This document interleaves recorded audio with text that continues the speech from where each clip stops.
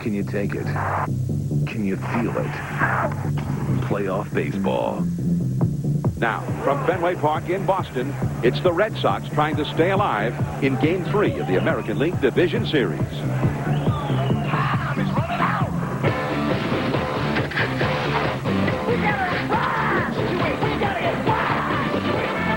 For Boston, 2003 has been a remarkable season, featuring baseball's most prolific offense.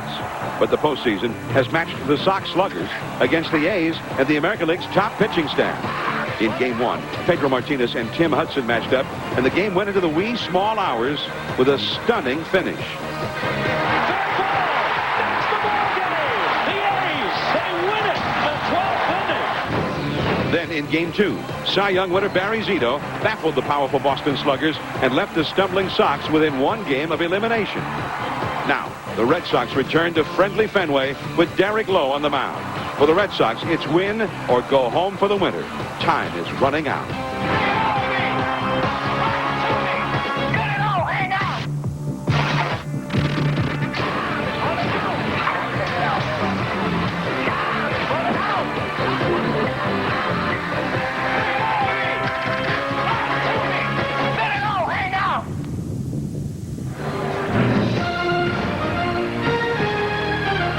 This is Fenway Park. Opened in 1912, home of the Red Sox, and the Red Sox are hoping to play many more games this year here in October, but they will have to win tonight if they're to do so. Tonight, the Red Sox face elimination at home. The Oakland Athletics are trying to sweep the Sox, and the Red Sox returning home are hoping to turn this series around. They are in dire straits, however, trailing 2 games to none. They hand the ball to their ace right-hander, Derek Lowe, 17-7 for the year and 11-2 here at Fenway Park. Meanwhile, Oakland will go with Ted Lilly, 12-10 overall, but he won 6 in a row down the stretch, helping offset the loss of Mark Mulder. Hello, everyone. I'm John Miller with Joe Morgan, and here we are. Last night, Wrigley Field. Tonight, Fenway Park. It doesn't get any better than that. And one thing is for sure, the Red Sox love to hit in this ballpark. The Red Sox hit historically well this year, the best slugging percentage of all time. And yet, this Oakland staff has shut them down the first 2 games, but now they're back here at Fenway. Well, you don't count on them being shut down tonight, John. In Oakland, that's not a hitter-friendly ballpark, plus the Oakland pitching staff. This is a hitter-friendly ballpark, and the reason is the green monster in left field. They hit .316 here, .263 on the road. The reason for that is the left-handed hitters take advantage of the left field wall. The right-handed hitters take advantage of the wall and the spacious right center field area. So this is a hitter-friendly ballpark. They have a lot of good hitters on this Red Sox team. They're going to have to outscore them tonight. All right, so Manny Ramirez is yet to hit. David Ortiz is yet to hit. They're hoping to break loose big time here tonight. And Derek Lowe will try and shut down the Athletics. He's getting ready to head out to the mound to face the Oakland Athletics and their MVP from last year, Miguel Tejada. They'll be facing off shortly.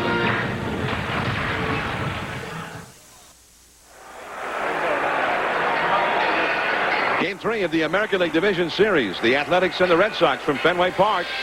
And we are moments away from getting started. The lineups have been exchanged at home plate by the managers, Ken Maka of the Athletics, Grady Little, the Red Sox, and Manny Ramirez leads the Red Sox out onto the field. But they had rain most of the day, and the tarp was just removed from the infield maybe an hour ago. So the outfield itself is going to be rather slippery tonight, perhaps treacherous. We'll have to see how it plays. With us here tonight at Fenway Park is our colleague, Gary Miller. Gary?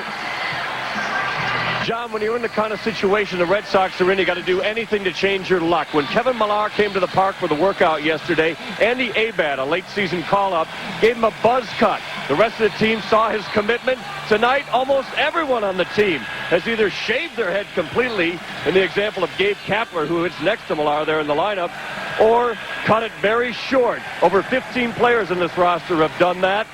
Now, this is a guy who treated his bat with deer urine when he was a Marlin, so he knows something about trying to change your luck. Derek Lowe said he'll cut his hair tomorrow. The Red Sox hope there is a tomorrow. All right, well, we'll see how effective that strategy is here. It'll only help you if you can hit. Now let's take a look at the Oakland Athletics batting order, turned in by manager Ken Maka, presented by Bristol Myers Squibb. Billy McMillan in left field is Jose Guillen. He has that hand hurting him right now a little bit more than it had been. He's out. Rubiel Durazo, the DH. Miguel Tejada at short, and he's only 1 for 10 in the series. Eric Chavez, the other big Oakland slugger, 0 for 10. Ramon Hernandez, the Game 1 hero, the catcher. Scott Hatterberg, the former Red Sox, at first base. Mark Ellis at second base. Terrence Long gets the start in right field, hitting 8th, and Eric Burns, one of the heroes of Game 2, with a big 2-run double, is in center field. Derek Lowe is on the mound, 17-7, and Joey got that great sinker.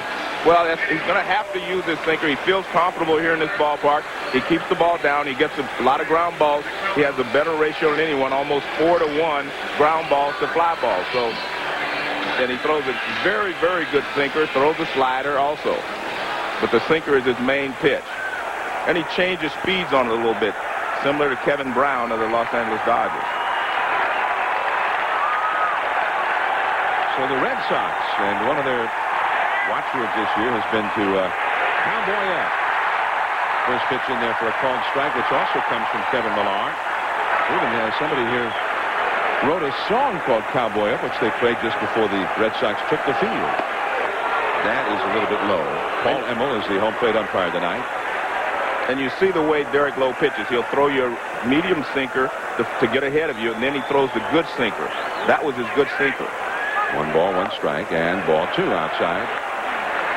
McMillan, during the year, hit .268 in 153 at-bats. He was Oakland's most often used pinch hitter. At the first base line, that's a fair ball. And Millar takes it himself, and there is 1 away. And let's take a look at the defense behind Derek Lowe. And the big change is right there at second base. Damian Jackson's in there in place of Todd Walker, because Jackson covers a little more ground, and you're going to get a lot more ground balls off of Lowe. And other than that, it's a pretty good defense. Not a great defense. I think Manny Ramirez has really improved in left field, and you got Gabe Kapler in right field with a strong arm. Now, here is Rubiel Durazo, the former Arizona Diamondback, who has been a force so far in this series. He drove in the tying run in the 9th inning of Game 1 against Alan Embry as he fouls one off his foot to strike 1. He is 3 for 8 so far and has driven in 3 runs. After him, Tejada, and then Chavez. And it's interesting because the Boston sluggers, especially Ramirez and Ortiz, have been shut down. And that's very noticeable. The Red Sox have lost the first 2 games, but Oakland's 2 big sluggers, right, Tejada and Chavez, have been shut down as well. 1 strike pitch. Fastball in there for a strike, but it's 0-2. And that's a different fastball. Anytime you see Veritek raise his glove, you're going to see the straight fastball. That was a straight fastball, and they tried to get inside on him, and they were able to do so. The only time you'll see him raise his glove is when he wants that straight fastball. Other than that, he's going to try to keep the sinker down.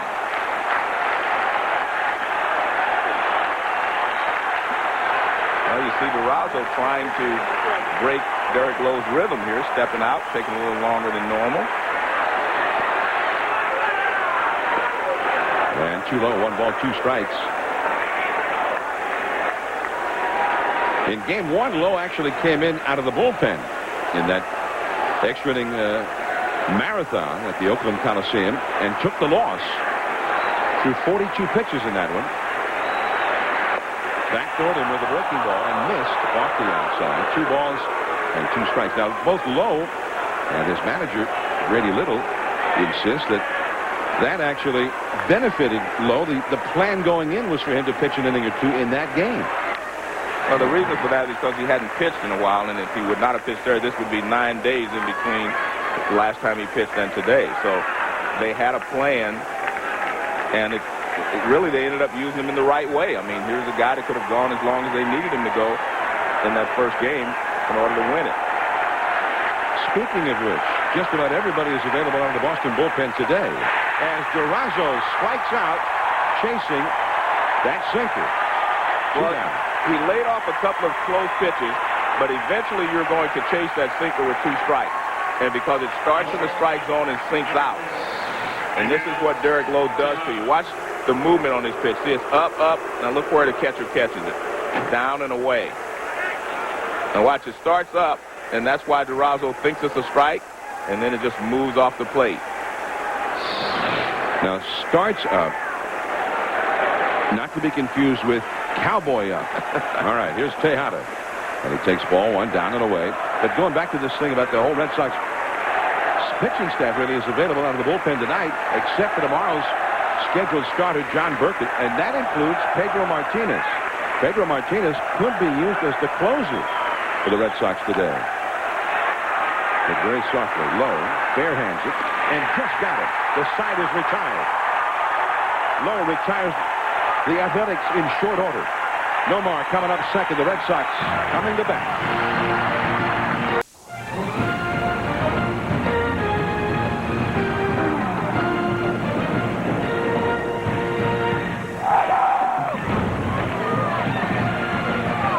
ESPN2's presentation of the 2003 MLB Division Series, brought to you by PlayStation 2.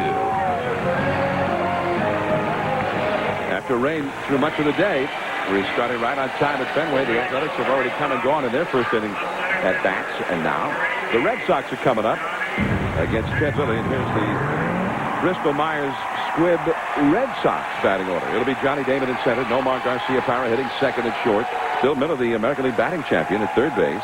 Manny Ramirez, they're hoping he'll break out tonight. He's in left. David Ortiz hitless in Oakland, the DH. Kevin Millar at first base. Jason Varitek, the catcher, hit seventh. Gabe Kapler in right field. And Damian Jackson starting in place of Todd Walker at second base because of all the ground balls that Lowe ordinarily will induce. And there is Ted Lilly, 12 and 10 during the regular season. And Johnny won 6 of his last 7 decisions, so he's on a roll, and he's throwing the ball very, very well. He has a fastball, curveball, slider, change, and he has a two-seam fastball. That's the sinker. The four-seam's a rider. So he is well equipped to hold the Red Sox down, but he's going to have to stay ahead of the hitters. Johnny Damon bluffs the bunt and takes high. 1 ball, no strikes. Sean, I could just feel the energy in this ballpark, not just with the fans, but with the players as well. And it's going to be up to Lilly to slow this down, to stifle all this energy in the first couple of innings. So there is a lot of energy there with the players. He made a beautiful pitch right there to Damon, knee high on the outside. 1 ball, 1 strike. And the slider off the outside. 2 balls and a strike. Lilly lost his last start, which was really just a tune-up, last Sunday in Seattle. Before that, had won 6 in a row. Damon, well, he might have helped him out on that one. 2 balls, 2 strikes. The one key for Lilly is his fastball. We're going to have to see if he throws it a lot, if he's willing to challenge some of these hitters early in the count with the fastball. And he looks like he's throwing pretty well. 2-2 the count. This one is down the left field line. That one is a fair ball. It'll roll into the corner and up against the wall. The carom played by McMillan as Damon eases into second, and he has led off the first inning with a double. Meanwhile, they're playing in Chicago at Wrigley. Here's an update from Carl Rabbit. John, thank you very much. Maybe the Red Sox bats are going. Atlanta's bats got going today. Chipper Jones hit a home run from the left side of the plate and later from the right side. Bobby Valentine, he looked like he was dialed in. He was dialed in with his back up against the wall, and he put the outfielders' backs up against the wall. Chipper is the man's man, doing what he has to do. John, they're running away with it. Looks like they're going back to Atlanta. All right, here is Nomar Garcia-Parra, runner at second. Nobody out. Nomar takes a fastball high and tight for ball 1. Nomar 3 for 8 so far in this series with a couple of walks. John, we saw exactly what I was talking about, the left-handed hitter. Damon trying to go the other way. They do that more here than they do on the road, the left-handed hitters. Called a strike on the inside. Nomar backing away from it, but it caught the corner. 1 ball, 1 strike. And because of the green monster being so close, the left-handed hitters can hit it just as easily as the right-handed hitters do. It says 310 feet to the left field foul pole, but most who have played here, especially most who have pitched here, think that it's much closer than that. Fastball too far in that time. 2 balls and a strike to Nomar. Bill Miller on deck. John, I remember a quote from Ted Williams. He walked it off, and it was supposed to be like 296 down the left field line, rather than the stated 310. 2-1 the count. He dropped down a little bit with that one, but missed inside again. 3-1.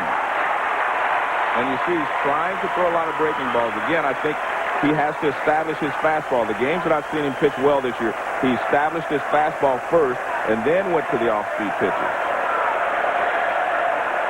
3-1 the count to Garcia-Parra. That's Damon at second. And a foul, and now it's a full count. Lilly pitched one time here this year.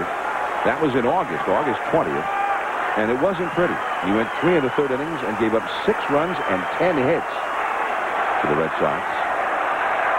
Although Oakland then came from behind in the late innings of that game and won. 3-2 the count. And he walks him. And that doesn't often happen. Nomar, a 3-swinger, but he walked, putting 2 men on with nobody out. Well, there's going to be a lot of pressure on this A's defense because I think Boston's going to put a lot of pressure on them by putting a lot of balls in play, putting a lot of people on base. Let's take a look at the defense. And there you see Ellis at second, Tejada. They are very, very capable up the middle. Burns in center. McMillan takes over in left. Long in right in place of Jermaine Dye. And Chavez, of course, a Gold Glove winner at third. Now Bill Miller, the batting champion. And it's 0-1. Miller has had great success as a left-handed hitter. He's sort of the prototype of what you're talking about here at Fenway. When he batted left-handed at Fenway this year, he hit .369. But only .275 as a right-handed hitter, where he's batting here at the moment. He hit .295 right-handed overall this year. 2 men on, nobody out. No score in the game. And a pop foul by Miller off to the right. So quickly, he's behind in the count now. 0-2. Manny Ramirez is on deck. Miller had just a remarkable season. He's always been a good hitter, but a guy who hit very few homers and was mostly a singles hitter. And this year, 19 homers, 45 doubles, 5 triples, and 85 runs batted in. And again, a lot of that is due to playing in this ballpark and playing with a lot of good hitters. You got Damon at second, Garcia-Parra at first. Nobody out. And Lilly missed badly with that fastball. Well, that was supposed to be a show-me fastball. I'm just going to show it to you, and then I'll try to get you out with something else. But he wanted to make sure he didn't miss in the strike zone with it. Looked like he was trying to show it to us up here in the roof of Fenway. That was a little bit high. There's Ramirez on deck. The wind is blowing out at Fenway right now. Straight out. Not a real strong breeze at the moment. Just off the outside corner with that one. That might have been the one he's trying to show the pitch before. Well, he definitely wanted that one on that pitch. And there you see the wind blowing out. That's the center field flag. Before the game, when it was raining, it was blowing out to left field. Right now it's blowing mostly to straightaway center and sometimes to right field. 2-2. He struck him out. And that's what I like about Lilly when he's throwing well. He will challenge you with the fastball because he has a good one. And this fastball is running away from Miller, which is the way left-handed pitchers have success here. So that ball's running away. You see the catcher reach out and grab it because it's tailing away. And Miller pulled off a little bit. Left-handers who are successful pitching here in Fenway Park have the tail on their fastball, the one that moves away from the right-handed hitter to keep him from peppering the left field wall. You see Manny Ramirez only 1 hit and 8 at-bats. He's the RBI man. And he's been one of the best in the game. But he has not been able to deliver so far in this series. He got 2 men on, 1 man out here. And he got jammed on that one. And the ball is back out of play. 0-1 now. Ramirez against Lilly has had 5 hits in 9 at-bats. And 2 of those hits have been home runs. So he's had great success against Lilly. Well, he tried to go in on him there. I tell you what, that pitch was fouled back by Manny. He did not miss it by much. You know, over the years, a lot of lefties pitching at Fenway have had a hard time even thinking about going inside the right-handed power hitters because that wall is so close. And Lilly, I mean, he's got to go inside with these right-handers. That's his style. Well, he's going to have to go in. He doesn't have to throw strikes in there all the time, but he's going to have to keep them honest. Damon at second, Garcia-Parra at first. 1 out.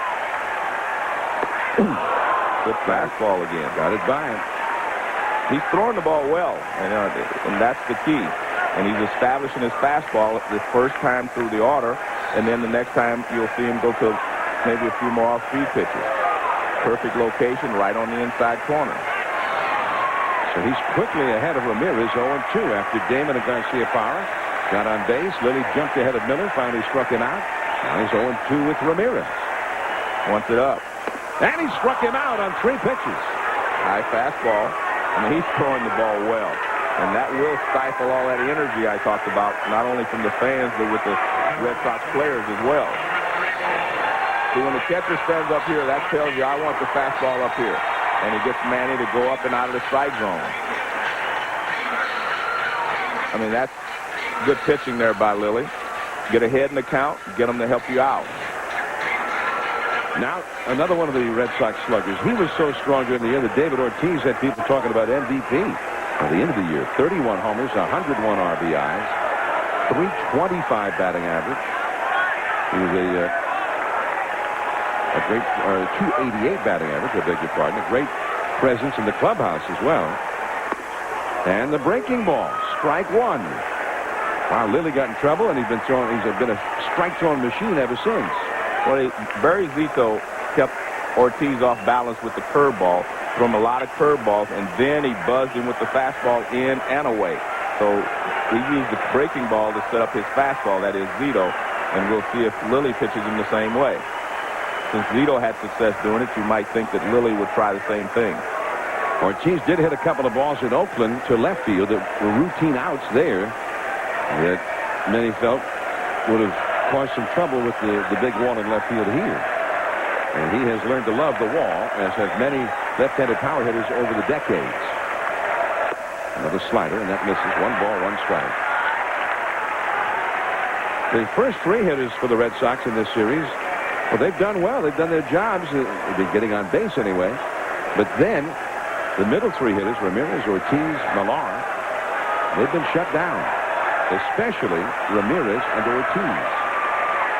1-1 to David Ortiz. And a fastball. The first fastball of the sequence, fouled back and out of play. 1 ball, 2 strikes. And he was very late on that. He actually tried to catch up with his hands because his body was slow reacting to it, but he just tried to flip it to left field with his hands. Historically, Fenway's been tough on left-handed pitchers, and only 4 left-handed starters in postseason play have ever beaten the Red Sox at Fenway Park. Those are the odds that Lilly's facing. Well, they tried to get Ortiz to chase that high one, but Ortiz laid off. He was watching what they did to Manny Ramirez. 2-2. Bobby Ojeda beat them in their 1986 World Series here. The Mets left-handed. Andy Pettit beat them here in the postseason in '99. But only 4 left-handed starters have ever beaten the Red Sox in a postseason game at Fenway. Lilly trying to be the 5th. 2-2. And this time he chased it. Strike 3. So it started so promisingly for the Red Sox. And then 3 consecutive strikeouts. No score. Eric Chavez coming up. Fenway Park. And the Red Sox hoping to set up a game 4 here tomorrow. They'll have to win tonight to do so. And they had a great opportunity to jump ahead of this ball game. Get past them. Had 2 men on, nobody out. And their big hitters up. But Ted Lilly then struck out the side. Very impressive as Eric Chavez, Oakland's cleanup hitter, takes a strike from Derek Lowe. Now the ground ball, the Lowe specialty. And Millar to Lowe for the put out. 1 away. Meanwhile, let's get an update from Wrigley Field. Here is Carl Rackett. All right, John, thank you. 8th inning, Cubs down 6-2. Eric Karros at the plate. Not anymore. 6-3 after this home run leaves. Karros 6 for 12 in the series. And the Cubs are going to come up in the bottom of the 9th to face Smoltz. All right, and they're hoping to get that one back to Turner Field, Atlanta, for Kerry Wood up against the Atlanta Braves. Here is Ramon Hernandez, and he takes a strike on the outside.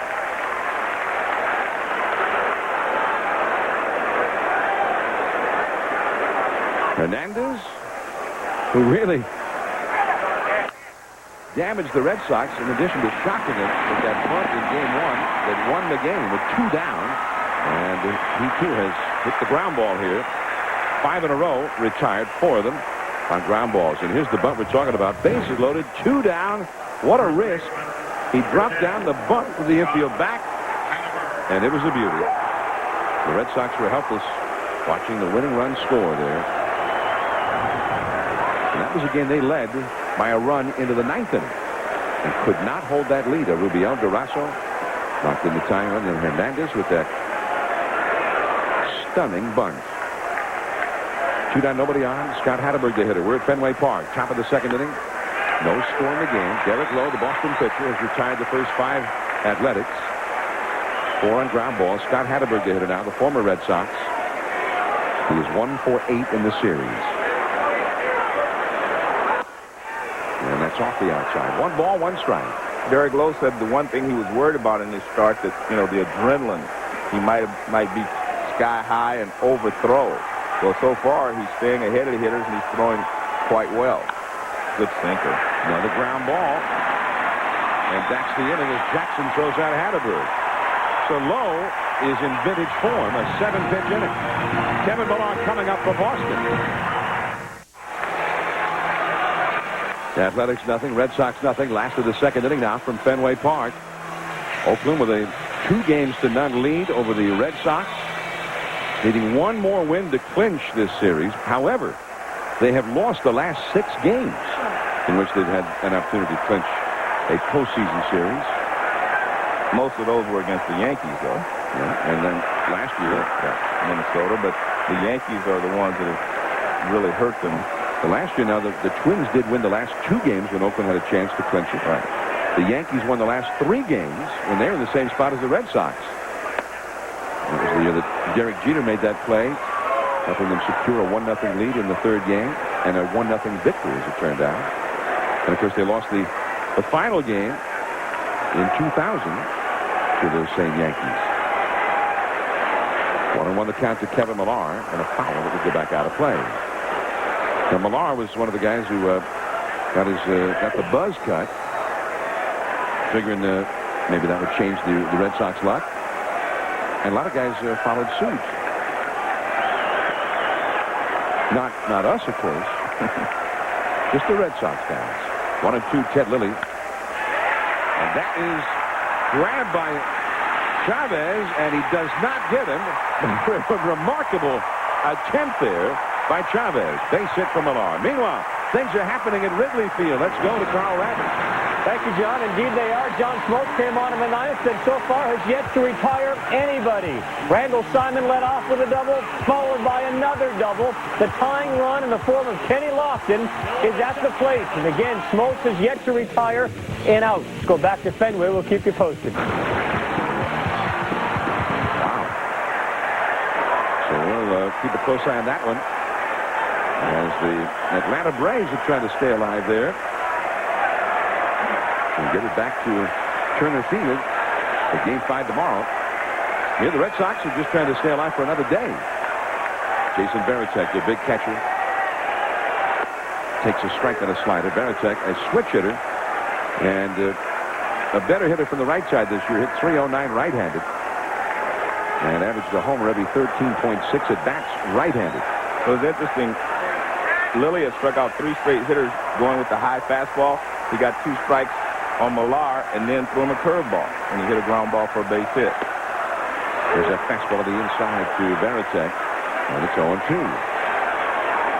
So he got maybe a little too clever. Yeah, I mean, he probably thought, well, they're looking for the high fastball. I'll throw something else. But if you're successful with it, keep throwing it.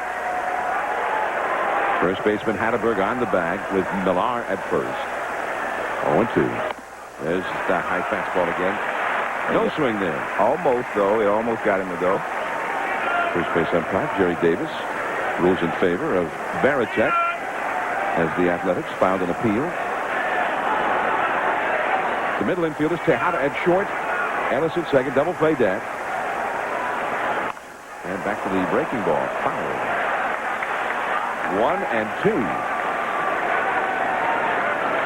I think Lilly has established to the Red Sox that he has a good fastball tonight and that he's not afraid to throw it. And that just opens up all of his other pitches for him. You know, he hasn't thrown many changeups, but he does have a curveball, slider, and the change. But now he can use any of those pitches because they have to look for a fastball. He'll establish he'll use it. Therefore, you have to look for the fastball and hit off of that. 1-2 the count. This one could be 2. Tejada boots it. He got ahead of himself and never picked it up. The Red Sox get a huge break. Well, you know what happened there is I think he was trying to decide whether he was going to flip it. It looked like he was going to flip it to Ellis, and that's probably one of those plays he should have taken himself anyway. He was moving toward the bag, and he probably was just going to have to take one step, touch the bag, and throw it. Now watch this. It's near the bag. Normally the shortstop just takes this himself, but look, he's getting ready to pitch it to Mark Ellis for some reason. You know, watch, he's stopping his momentum because he's going to pitch it to Mark Ellis. And he bobbles it. Well, that is the first error by the Athletics in this series. Now Gabe Kapler, 2 men on, nobody out again. And it's the same scenario that presented itself for the Red Sox in the first inning. Gabe Kapler 0 for 5 in this series, and 3 times he struck out. Kapler hit .291 during the season.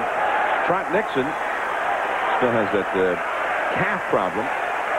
If a right-hander had been pitching, though, he likely would have been in there. Third ball to third. This could be 2. There's 1. Chavez the first. A low throw, and that it is knocked away. Heading for third base is Varitek. He'll make it there. So the Athletics, after 2 sensational games defensively, are looking real ragged here. They booted 2 consecutive double play balls. Actually, I thought Chavez had a chance to go tag the bag and maybe retire Varitek at second base. Now watch, the ball's hitting near the bag. If he takes third and just throw to second, but he decides he wants to go the long way, and he throws it in the dirt, Scott Hatteberg does a good job of just blocking it and keeping it in front of him. Now watch, this takes him right to the bag. He takes his time. And he just doesn't get enough on the throw. Looks like it hit the hip of the onrushing Kapler to bounce away into foul ground, enabling Varitek to move over to third base. So 2 errors by the Athletics here in the second inning. The Red Sox have runners at first and third. Now the 9th place hitter, Damian Jackson, who's getting the start, rather than Todd Walker. And you mentioned in our telecast Thursday from Oakland, Joe, that Grady Little had said he'd already decided before Game 2 that Jackson was going to play tonight rather than Walker. That's in there for a called strike. Yeah, it had nothing to do with the fact that Walker, had a couple of defensive lapses, in the second game. He had already made up his mind. Now, Jackson is not your prototypical Red Sox hitter, right? He's not a guy who's a threat to the wall or a threat to hit a long ball here. He's more of a little ball guy. Well, there's another opportunity here. We went for the lead runner instead. Varitek, and Varitek is back. He was interfered with. He's going to be allowed to score. Interference on the base pass, obstruction, and Varitek comes in to score. Another Oakland defensive mistake. Well, what happened there is they let him get too close to the bag. Hernandez ran him back too far. I mean, the key is you always want to run him back towards the bag that he came from, but he lets him get too close before he throws the ball to Chavez. And Chavez fakes him. Now he gives it up, but now he's not sure if someone's going to be there. So, see, right there, throw the ball. That's the problem. You can't run and fake the throws. And they're calling the interference, of course, on Chavez because he couldn't get out of the way. He makes the play. And watch. He's not sure somebody's there. He's telling him, give it to me, give it to me. And he doesn't. And a good job there by Varitek to run into Chavez. I mean, he did that intentionally as well. I mean, it's a good play by Varitek. But Hernandez held the ball too long. And that's why Chavez had to stay there. He wasn't sure somebody was going to be at third base. Ken Maka to talk to Ted Lilly, who could be shaking a little bit right now. The Red Sox have a run home, and he's been getting ground balls and pitching beautifully. Meanwhile, Let's go down to Gary Miller. John, you see Ken Mock out there talking to his team. Now, Grady Little said these series, this tight 5-game set is a series of mistakes. So far, they haven't made any. I asked Ken Mock about it before the game, and he said that unraveled us against the Yanks in 2000 and 2001. Well, they seem to all be happening this inning. So 3 errors in the inning. That is an error charged to Chavez, who was guilty of the obstruction. But it really wasn't his fault. And now the batter is Damon. And he changed up on him. It's 0-1. Chavez was calling for the ball, and Hernandez didn't give it to him soon enough. The Red Sox, who usually play some wall ball here, have hit 4 ground balls in the infield, 1 for an infield hit, and then 3 errors. Top line to left. There is McMillan. And the Oakland outfielder has a better success ratio now than any of the infielders who've handled the ball in this inning. Games 1 and 2 in Oakland. The Red Sox committed 3 errors and could have been charged with more.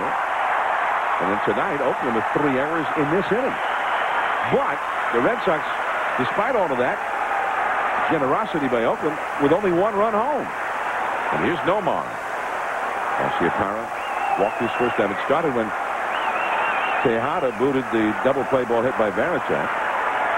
Then the wild throw and what should have been a double play made by Chavez. He got 1 man out in that play. And then the obstruction play. So here's Garciaparra.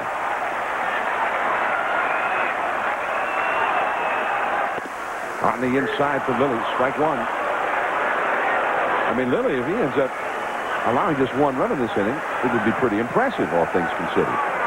Well, one thing, John, all the errors are on the infield. They've kept the ball on the infield. Like the throw by Chavez, Hatteberg kept it from going down the right field line. So that's why they've only been able to score 1 run. Everything has happened right here on the infield. And the hard slider. Quickly, 0-2 to Garciaparra.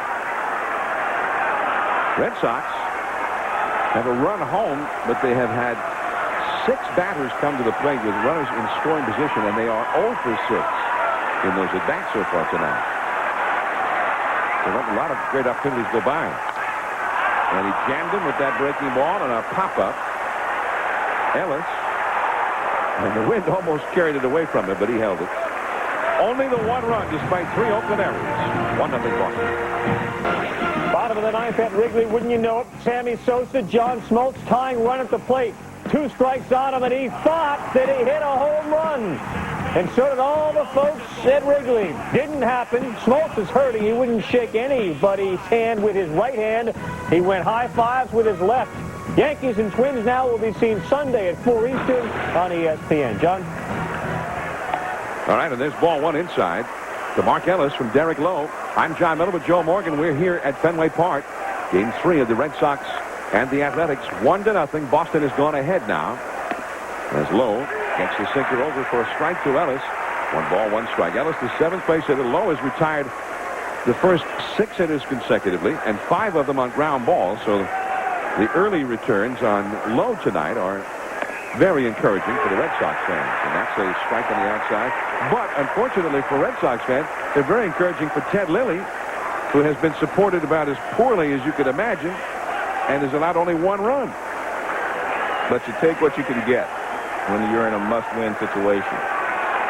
1-2 the count, and that's low and outside. You'd like to get 2 or 3, but guess what? 1 puts you ahead, and you only have to win by 1. Well, the Red Sox will have to hope that that's not the only one. Right, but you're already ahead. That's the main thing. And Oakland handed them that run. And Lilly's been pitching real well. Both of them are throwing the ball well. I mean, and this is what you want from, 2 guys who are put in this situation. Lilly on the road is more difficult, of course, but he has come out throwing the ball very, very well. Lowe, he needs to establish that, he's going to hold him for his teammate, and he's done that so far. He's throwing the ball very well. Top of the 3rd at Fenway. 1-0 Boston.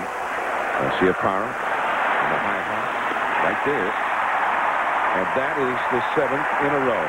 One thing to remember when you're in a rundown and you have the ball, the guy that you're going to throw to, when he calls for it, that's when you give it to him. For instance, here, watch. Now, he's telling, give it to me. Give it to me. He's telling you right here, throw me the ball. He wants you to throw it because he's got the guy right where he wants him, but you don't throw it. You don't throw it. Now you're running back into the guy. I mean, that's too late. And Chavez gets charged with the error, but it wasn't his mistake. Curveball is low to Terrence Long. Well, you see right there, Chavez raised his hand. That means give me the ball. And that's what you do. The guy that's going to receive the ball, he calls for it. He tells you when to throw it to him. And you practice that, in spring training. Of course, it's been a long time since spring training, but that's the way you execute a rundown play. The guy that's going to catch the ball is in charge. And you never fake. You don't sit there and fake the guy if you're the guy running with the ball. So you have the ball. You really hold it up. You rely on the other guy. Yeah, and watch when he tells you to give it to him. I mean, it's almost like you can't really give it to him too early either. Yeah, well, especially in that situation. If he asks for it, just give it to him. Give it to him.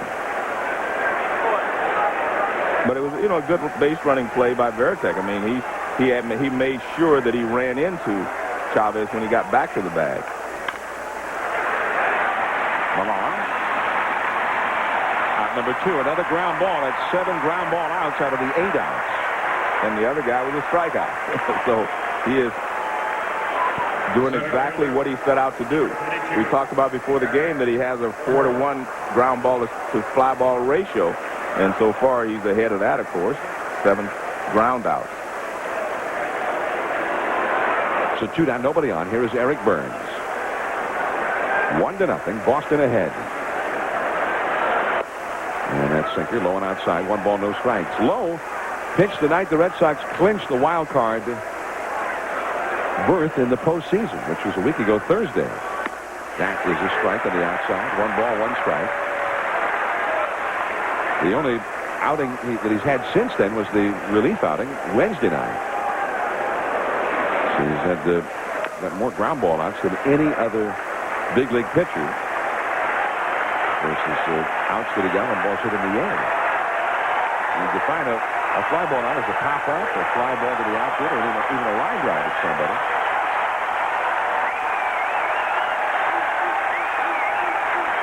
The Fenway faithful going to come to the aid of Derek Lowe. 2 down, nobody on. 1-2. And grounded foul. Burns hanging in there.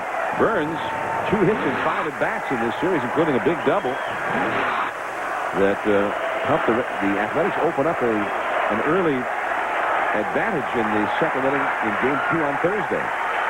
Might have been the biggest hit of that inning. That one hit very slowly. Miller races in. Swing!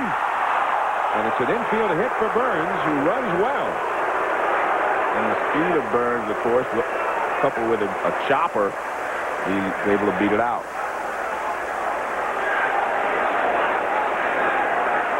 So that is the first hit for Oakland, and yet another ground ball. Well, it's a difficult play. Bill Miller makes it like a second baseman, gets rid of it quickly, but Burns beats it out at first base. With 2 strikes, you see he's back deep, and that's why he couldn't get there any quicker. If it would have been 1 strike or no strikes, he probably would have been a little closer, guarding against the bunt, and he might have had a better chance. You see there, great call by first base umpire Jerry Davis. Very close play, and he had it right. Back to the bag is Burns. Now, this seems like a base stealing spot. I mean, Burns had 10 steals. He was tied for the club lead in that category. 10 steals, only 2 clock stealings. 2 clock stealings, 2 times caught stealing. I'll go with that. McMillan grounded out his first time. And a changeup in there for a strike. I mean, you'd be running right here, wouldn't you?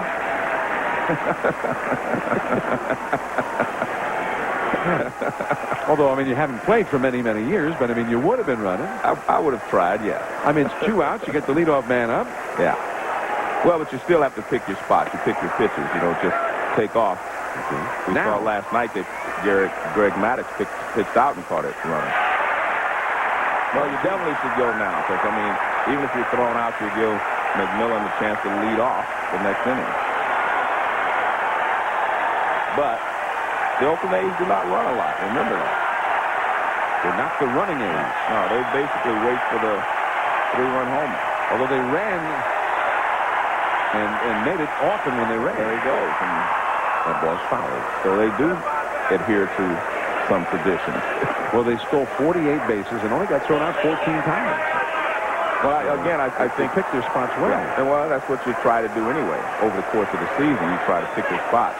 And when you're in the playoffs, sometimes you do not have a chance to wait to pick your spot. But most teams now do not like to have guys thrown out stealing bases. They'd rather, use those outs in advance. The Red Sox did a little more base stealing than we remember. And they had a pretty good success rate there as well. He's running again. But it's strike 3. McMillan got called out on strikes, so Burns is still running. he's still going. But it doesn't matter. Strike 3, and the inning is over. Miller, Ramirez, and Ortiz. Big hitters coming up from Boston to lead by 1. Red Sox 1, Athletics nothing. Last of the third now from Fenway Park.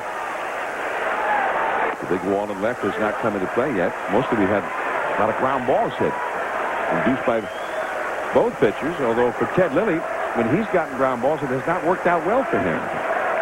Bill Miller struck out his first time with a couple of men on.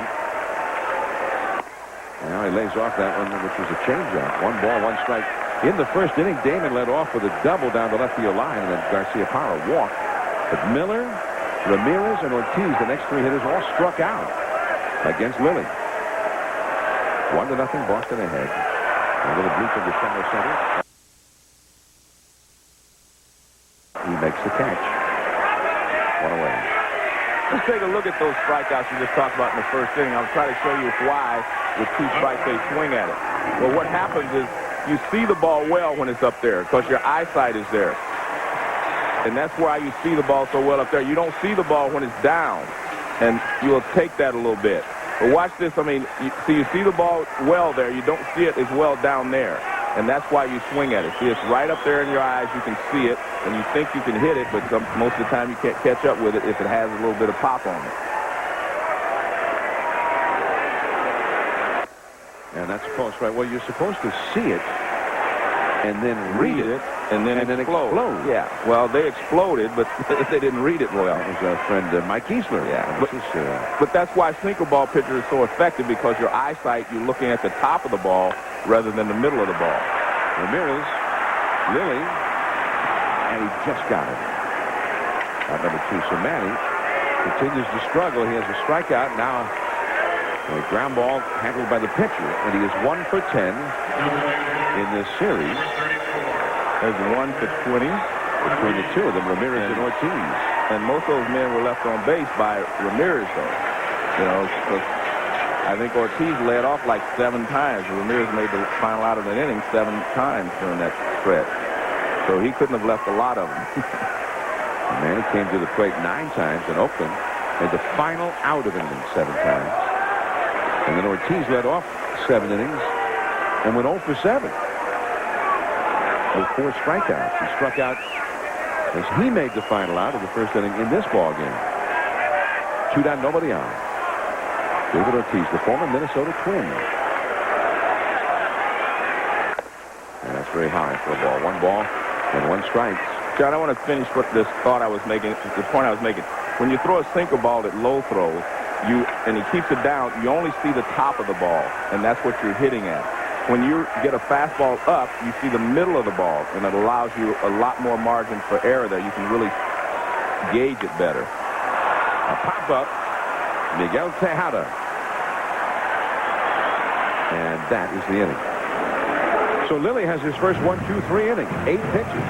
Durazo, Tejada, Chavez, the Oakland Power coming to the plate. Red Sox 1, Oakland nothing. We start the 4th inning now from Fenway Park. There's a view from back under the overhang on the left field line. Fenway still has those supporting poles. You can do one of those. He sits behind an obstructed view, which they don't have in the new ballparks. Yeah, you can lean. You'll be able to see. I remember sitting in obstructed view seats before. Here's the pitch now to Rubiel Durazo after taking a strike. Now he takes a ball from Derek Lowe. 1 ball, 1 strike. Durazo struck out his first time.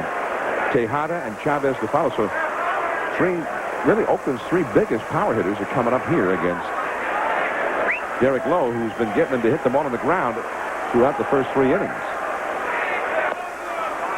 And the count now 2-1. I mean, when you're facing a guy like Lowe, who's throwing that kind of a sinker, he's got a good one. I mean, is there a way to adjust to him? Well, I've always felt that you move closer to him in the batter's box. You move closer to the pitcher. That'll take some of the sink out. It won't get down around your knees as much. And there's another ground ball. Millar waited for that one, and then fed to Lowe covering. Another ground ball out. Let's take a look at, maybe you'll see what we're talking about here when I say you only see the top of the ball. Now watch where the ball's coming. That's why you're taught as a pitcher to pitch down, because you're looking down. See, here's the path of the ball. You can only see the top of that ball, and that's why you're hitting the top of it right there. Whereas if the ball gets up, you can see the whole ball. And that's why they teach you as a pitcher to stay down, because it's more difficult to hit when you're only seeing the top of the ball. Whereas if you get it up around the belt and above, you see the entire ball, you see the whole circle, and it's easier to hit that pitch. And this ball 1 to Tejada, who hit one back to Lowe his first time.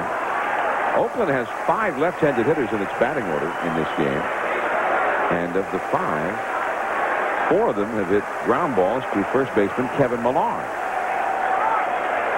2-0 the count now to Tejada. Lowe has not had too many 2-0 counts in this game. You were talking about doing things, to offset a guy that throws a great sinker or a guy that throws a great curveball or a changeup. That's what you do. You move closer to them. And, you used to see guys like Rod Carew, some of the great hitters of the game. You'd see them move around in the batter's box. They'd move closer. And you see here, you see Tejada all the way back as far as he can go. That allows that sinker to get down, in front by the time you get to it. And if you move forward, it helps you to catch it, take some of the sink out of the ball. A lot of hitters do not like to move around the box, though. It's an art. And, like I said, Rod Carew, some of the great hitters of the past, they moved up, back, in, out. They moved all around in the batter's box, depending on what the pitcher was throwing. 2-1 the count. And now 2-2 as he pounded that one into the dirt. Well, there's a feeling now in baseball with guys taking batting practice or hitting balls off tees and doing that soft toss. When you come out to the ballpark, you'll see a net set up sometimes, and a coach will underhand a ball to a guy and he'll hit it into the net. But that does not address, it addresses getting your groove swing. Yeah. But not maybe the situational kinds of adjustments that you might make that you're talking about. Yeah, most of the time when you talk to hitting coaches, they think that situational hitting is more important, obviously, than grooving the swing. But, in this day and age, guys are always working to groove their swing, and that's just the way it is. But I think that, the pitcher dictates what you do in the batter's box. I mean, if the guy's got a sinker that's running in on you and you're left-handed, just move off the plate a little bit.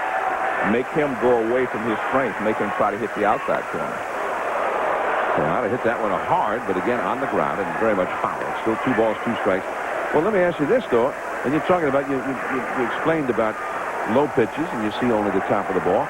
But if you see a pitch coming in around the knees, and you know this guy sinks the ball, why not just take that pitch? Well, that's discipline. I mean, quit swinging at it. Well, that's the discipline it takes, to handle pitches like that. You have to have that type of discipline. 2-2. That one was up a little bit. Millar, another ground ball to him, and another put out for Derek Lowe. Well, that's called pitcher's fielding practice in spring training. Do you hit a ball to the right side, the pitcher goes over, and you toss it to him underhand. And that's what we're seeing here. They're getting PFP. That's 4 times today they've worked on it. And these are the ground outs that Lowe has induced. There's Chavez. I mean, you just ground it. See where the ball is? Everything is down. So you're hitting the top of the ball. Long. I mean, everyone is staying on top of it. He's just throwing great. All the pitches are down. You see they're down in the strike zone. Also seeing there with K-zone and those pitches that they hit in the ground, my theory wouldn't work with Lowe tonight because those pitches are strikes. They are strikes. But again, I think if you move 3 or 4 inches forward, take some of the sink out. Well, there at least they got one in the air. It's a pop-up. Damian Jackson Backpedaling as the wind carries it. But Chavez retired. He's now 0 for 12 in this series. 1-0 Boston.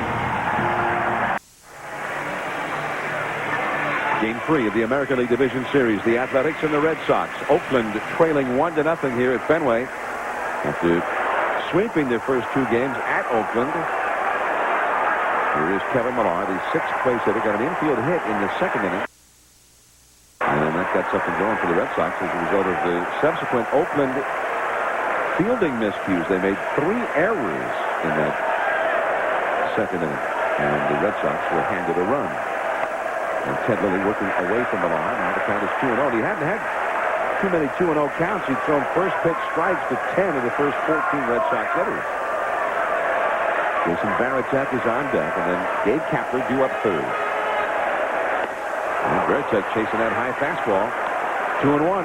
So far, Lilly, every time he's wanted to or needed to throw the fastball, he's thrown it up. And you can see this, of course, is out of the strike zone. And this is Millar still. Varitek's on deck. And now it is 3-1. Millar, the former Florida Marlin, had 25 homers, 96 RBIs in his first year with the Red Sox. 3-1 the count. Varitek on deck. And a pop-up. Ramon Hernandez. And he's going to handle it, and he doesn't. Well, they let the catcher go out there on a windy night. Chavez did not take charge. Lilly didn't do any coaching. And Hernandez could not handle it. Millar is safe. Well, it appeared that the ball was high enough for him to get some help, but he looked like he was under control. He went out, kept his mask in his hand. I don't know if he was calling it or not. Well, you see, this is a high pop-up. There's plenty of time for someone to get in the help. Chavez is not even in the picture yet, so I guess he felt like he had to try to catch it. And right off the thumb.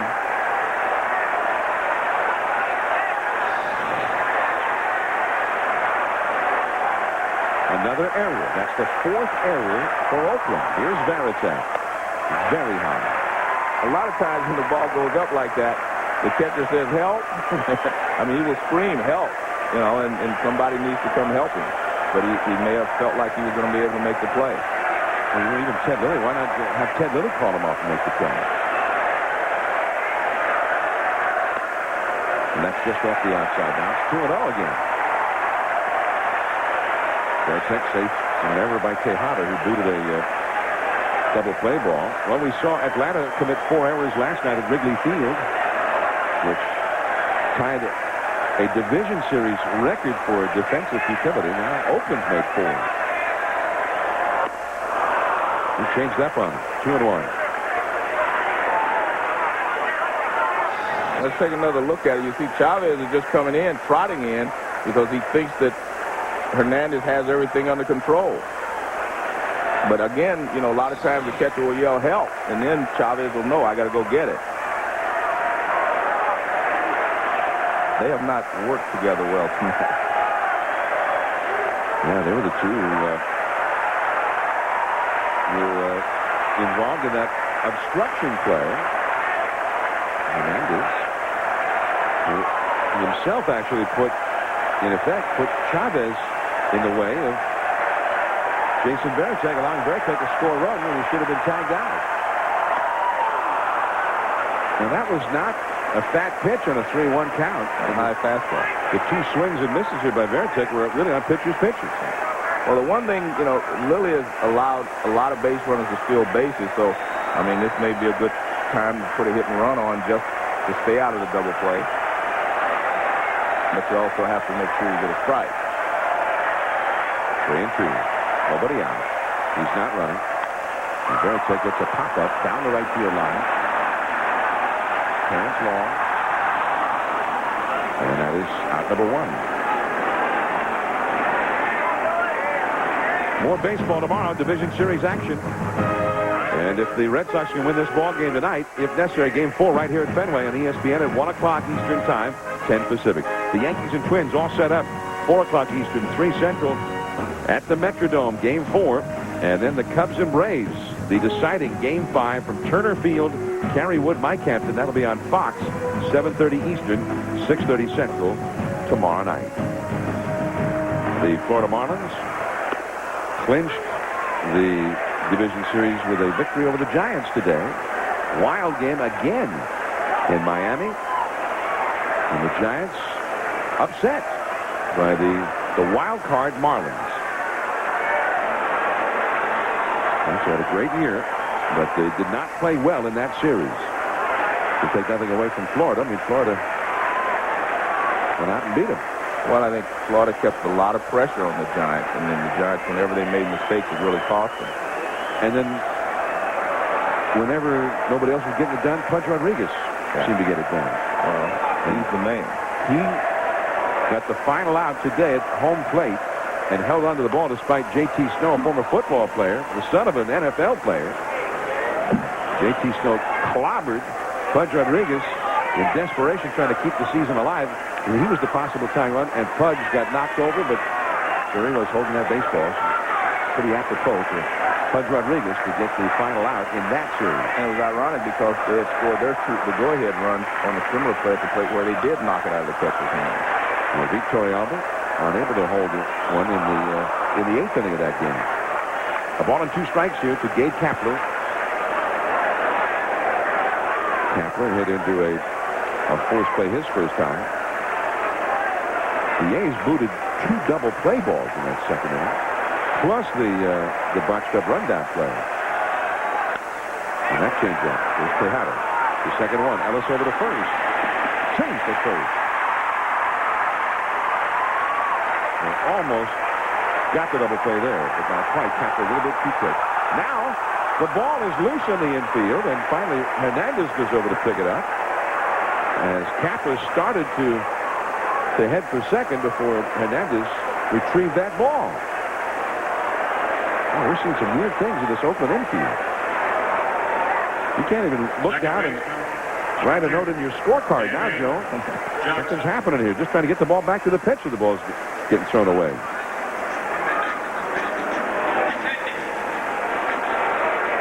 Tejada and Ellis have become a very good DP combination over the course of the season. Damian Jackson, the hitter, and back to the bag is Kapler. Kapler, 4 steals during the season. Well, and Tejada, there are not many shortstops who are better than Tejada defensively. No. He's got quickness, great footwork. 2 down. That's Kapler at first. And they pop up in the shallow right. Ellis out, long in, long is there. And that is the inning. 1-0 Boston. We head to the 5th inning now. Ramon Hernandez will lead off for Oakland when we return. For those who didn't see it, a phenomenal ending to the Giant Marlin game. San Francisco down a run. Chance to tie it. It's J.T. Snow rounding third, coming home. Bobby? Yeah, it could have been a bigger lead and a better jump, but Pudge Rodriguez was fabulous in holding on to this ball. Aurelia got there a little late to signal which way to slide. This is little things that could have made a big difference in this situation, but the difference is the Marlins are advancing and San Francisco's not. John? And a liner right back to Lowe from Ramon Hernandez, and he is gone. Lowe with a nice play there. One away. Well, Lowe gets this sinker up a little bit, but he still jams Hernandez. It's not a hard line drive. You see he had time to raise up and come down with it. Sometimes you see it, the ball's not hit that hard. Right. It'll fool a pitcher. Well, yeah, because you see it coming back at you. You do not have time to decide whether it's hard or slow. Curveball for a strike to Scott Hatterberg. Hatterberg grounded out to second his first time. 1 for 9 in this series. One thing, Oakland had not hit that well in this series. Came into the game hitting 194, but they've got a lot of walks. That's through, base hit. A ground ball that found a hole, and Oakland gets its second hit of the game. And both of the hits have been on ground balls. Damian Jackson just had to go under his glove. Well, you see, I was always thinking that you should, you always would play more up the middle for a sinker ball pitcher because it's going to sink away from the left-hander, and a good left-handed hitter is going to try to go back to the middle. Jackson tries to get there. Shows a lot of quickness there, but he couldn't get there in time to make that play. So Hatterberg is aboard, and here now is Mark Ellis. Ellis grounded out to short his first time. And got hit real hard. They get one. Nomar back to first. Saves it first. And these guys, I have to give it, these guys really hustling down the line. You like to see that.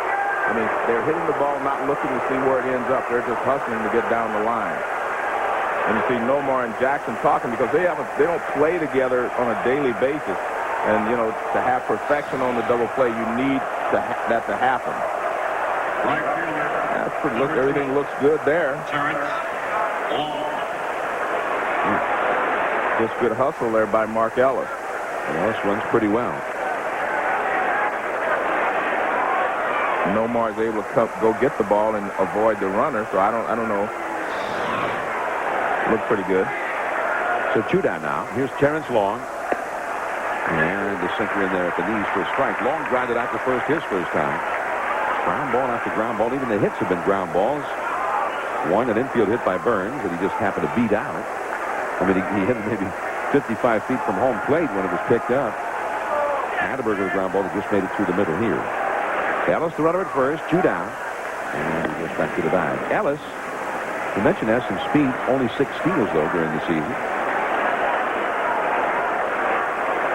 Terrence Long, who's been a regular for the Athletics. In fact, in all these postseasons they've been in the last 4 years, the first 3 of those postseasons, he was the regular outfielder in all of them. But he lost that job this year. As Bill Miller gets the ball exactly at second, forcing Ellis, and the inning is over. 11 ground ball outs in this one. Top of the order now for Boston. Damon, Garcia, Parra, and Miller.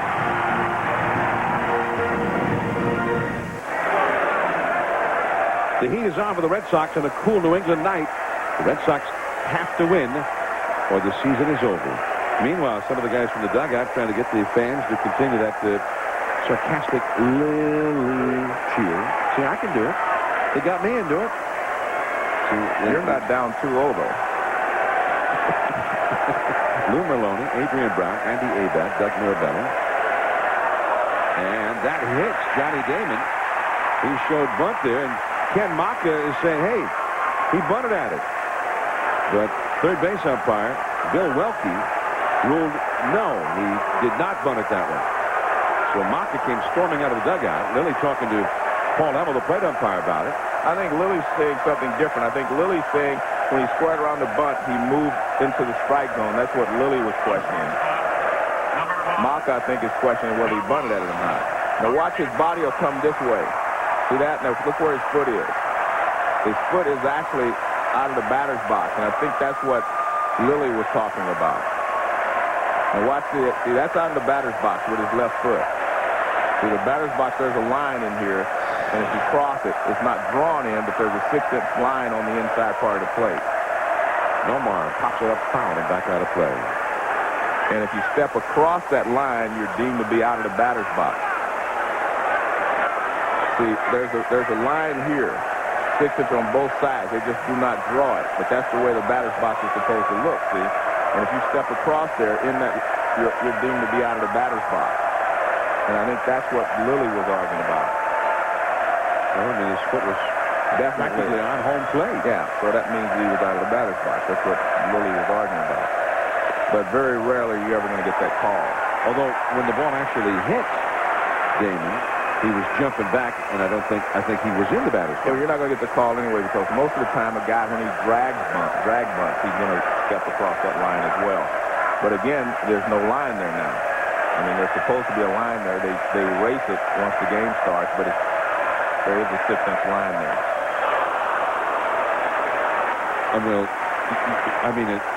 Figuratively. Yeah, well, there is. The rules say, the rules say that it's a 6-inch line there. I remember a couple of years ago, Carl Everett had arguments with the umpire because he was too close to the plate, and they drew a 6-inch line there and told him he couldn't step over it. And he stepped over it.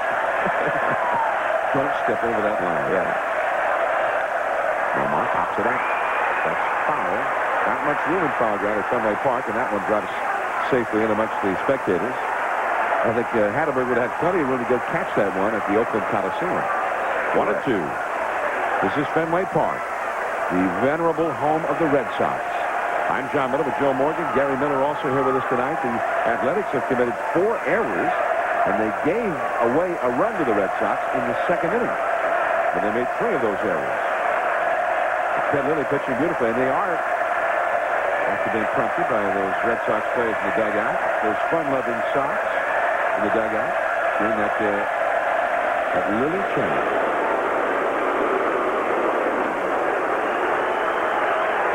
There they are. And when you're behind them, that's what you see. The eye on the first guy, and then continuing with spelling of Lilly. Lilly steps off the slide, looking Damon back. Damon can steal a base. He had 30 steals this year and only got thrown out 6 times. Another Red Sox base stealing threat is at the plate right now. Nomar had 19 steals. Nobody out. 1-2. Garcia Parra in a battle here with Lilly. This could be 2. Chavez the second one. Ellis the first. 2. Double play. And that was very nice. It's not easy to start a double play as Chavez did there. That's a long throw, and you have to be very accurate. Now watch how accurate his throw is to second base. He catches this ball 1 step. He doesn't even take the step. He turns and he fires. Look where the ball is. Perfect. Right across the bag. All Ellis has to do is play catch with Hatterberg at first base. So the first throw is always the most important on a double play. Look at that. That's perfect. If he throws that ball anyplace else, Damon would have been able to get on top of Ellis, but he threw it perfectly right across the bag. And that's not an easy play. Ball 1 to Bill Miller. 2 down, nobody on. Miller has struck out and popped up to second. Mark Ellis accepted that feed and completed the double play. Changed up there again. Well, now early, the first 2-3 innings, thrown a lot of fastballs. Now we're seeing a few more change-ups. Well, that's smart. That's what you do. You establish the fastball early and show them that you're not afraid to throw the fastball, and then you can work off the fastball for an inning or 2, and then if you stay in the game long enough, you go back to the fastball later. A ball and a strike to Miller. Manny Ramirez would be next. And a pop foul as he chased that slider and fouled it in amongst the customers off to the right. 1 ball, 2 strikes. I can honestly say I've never seen anything quite like that, Joe. I don't think I have either. The home players with the name of the visiting pitcher trying to prompt a cheer from the home crowd as Miller strikes out on a fastball, the only one he saw in that at bat. Now on to the 6th inning. Eric Burns will be the first hitter. 1-0 Boston. Between innings, Pedro Martinez came up out of the Boston dugout and headed out to the bullpen, serenaded by a big ovation from the fans in the bleachers. Pedro has decided to cowboy up. He went into Grady Little's office before the game. Grady said, "How you doing?" And Pedro said, "I feel so great I could start tonight and the Monday game." And of course Grady said, "Well, thanks very much, but respectfully declined the offer for Pedro to start tonight." But he did say, remember, he threw 130 pitches in game 1 on Wednesday. Pedro, Grady Little did say, he says, you know, if the Red Sox have a 1 or 2-run lead going to the 9th inning, don't be surprised if you see number 45 come in through the bullpen gate. So Pedro could be the closer if they can maintain this lead into the 9th inning. Eric Burns, the hitter, against Derek Lowe. Count now 1 ball, 1 strike. Burns got the first Oakland hit, an infield hit in the 3rd. Well, remember, I mean, the score is 1-0, but it's not. That's not a safe lead. That is foul. Although Derek Lowe is throwing very well, keeping the ball down, doing what he does best. And remember, this Oakland offense is not one of the best in the league. Oakland won the first 2 games, and they hit only 194. They hit only 254 all through the year. But they also had the best pitching in the league. I mean, I don't mean all their guys are better than any other team's guys, but they had the best pitching record in the league. And they have not done anything to hurt that tonight. Ted Lilly's pitched great. 2-2 the count to Eric Burns. Lowe has not gone to a 3-ball count in this game. That ball is past Garcia Parra into left center. And with the big turn, it Burns, but Damon hurries the ball back in and holds Burns to a single. And that is the first time in the game that Oakland has gotten a leadoff man on base. And that's the first time they've hit a ball real hard. That was a line drive. And we'll watch the pitch. He's been getting the ball down. That one's not bad. It's just Burns puts a good swing on it. Hits it too hard for Garcia Parra to make up the ground. Good job by Damon to throw to second base. I mean, to hold him to a single. Billy McMillan will bunt on occasion, although we know the Oakland A's do not use the sacrifice bunt that often. This could be a hit-and-run combination, too. Burns does have a lot of speed. He's back to the bag. Well, they threw to first base more to find out what Billy McMillan was doing than anything else. You do that a lot, and if you make a move, if the guy's going to bunt, he will normally show you something at the plate, like a square around or start to square around. There goes Burns. And he has it stolen. Well, the new look A's. Well, they've been playing little ball, right? I mean, the game one, they won on a bunt. That was more Hernandez than the system in the first game. But I think we'll find out here. We'll see if they were going to bunt him to third base. Pretty good jump by Burns. Not a good pitch to throw on. The ball's low and away. And by the time Veritek comes up and throws, he threw a strike, but you could see the jump by Burns was too much to overcome. McMillan is not bunting. Off the outside. 2-0. One of the things to remember, you know, if you're the A's, I mean, if you do bunt him over the third, because Derek Lowe throws so many ground balls, it's not a cinch you can get him in. So you want to go ahead and take all your shots right here to drive him in. The A's only had 22 sacrifice bunts all year. And 9 of those were by Mark Ellis. He had almost half of them all by himself. Just to give you an idea, Oakland's opposition had 55 sacrifice bunts. Oh, no. Changed up there on that one. 2-1 the count. Ball wasn't there anymore when McMillan swung at it. 2 balls and a strike. Derek Lowe, he's given up only 3 hits. Pitched a beauty, hasn't walked anybody. But he has only a 1-run lead. Burns is the first Oakland runner to get to second base. And McMillan moves him up. Pulling the ball to the right side. Burns goes over to third on the ground out. As Jackson throws out McMillan. And a good job by McMillan. I mean, instead of just giving the out away, you took a shot at driving him in. And you have to know your players. You know who can get the job done. You know which left-handed hitters can pull the ball, or right-handed hitters who can shoot it the other way. Well, now here we are at Fenway Park, and we're watching Oakland play some situational baseball here, some little ball. And now the Red Sox at Fenway are bringing the infield in. Well, you have to play it all the way in my opinion, or play back. That halfway stuff doesn't work well when you have some speed at third base like Eric Burns. Now, those guys can't be too happy about having to play this close with this big guy up the plate. Well, normally you would say that, but with Derek Lowe, if he keeps the ball down, you know, you figure he's going to chop it. He's not going to hit a real hard ground ball at anyone. And that's what he'll be trying to do. And just missed on the inside. Durazo has struck out and grounded out to the first baseman. There is the possible tying run. Eric Burns now at third base. He led off with a single, stole second, and was moved to third on the infield out by McMillan.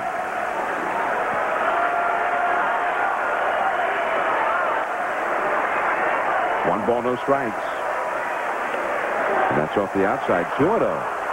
Well, Durazo has a very, very good eye. I mean, he very rarely goes out of the strike zone unless it's 2 strikes.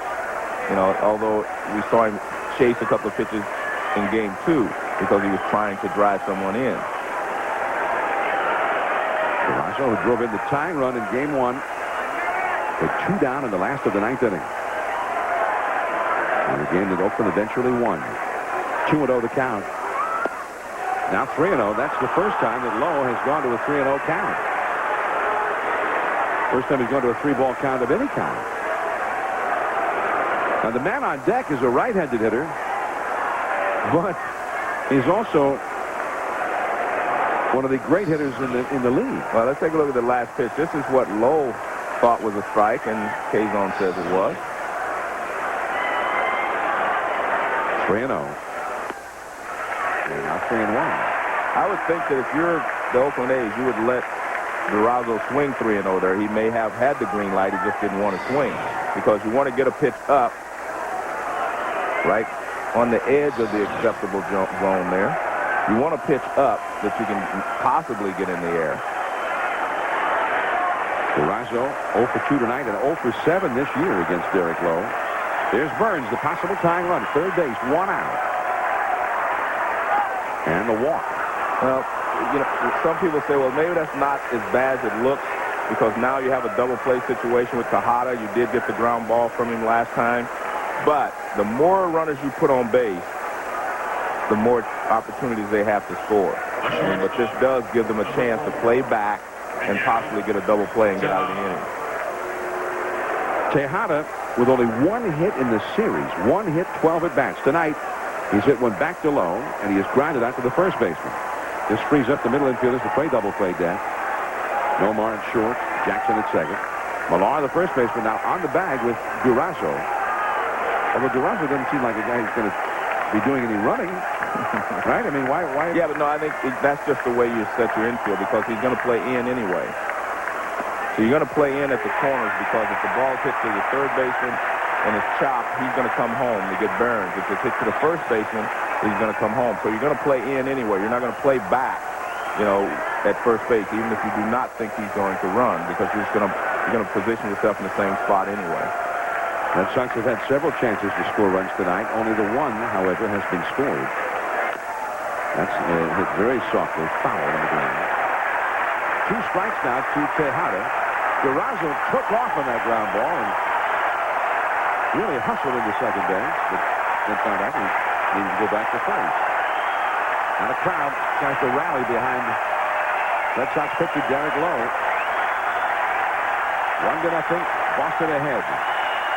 Billy McMillan, who got Burns over the third base with his ground ball, is the only, or had been the only Oakland hitter to bat with a runner in scoring position until Tejada right here. The whole night. This is Oakland's first genuine scoring chance. Hit very softly. Lowe throws home, and that one is going to allow the other runners to move up. As Burns shoved Jason Varitek, and Varitek goes over and tags him out. Burns never tagged the plate. Varitek chased that ball down after Burns shoved him and then ran back after him. Burns was limping after the collision at the plate, and he was tagged out. He does not score. Amazing. The other runners move up to third and to second.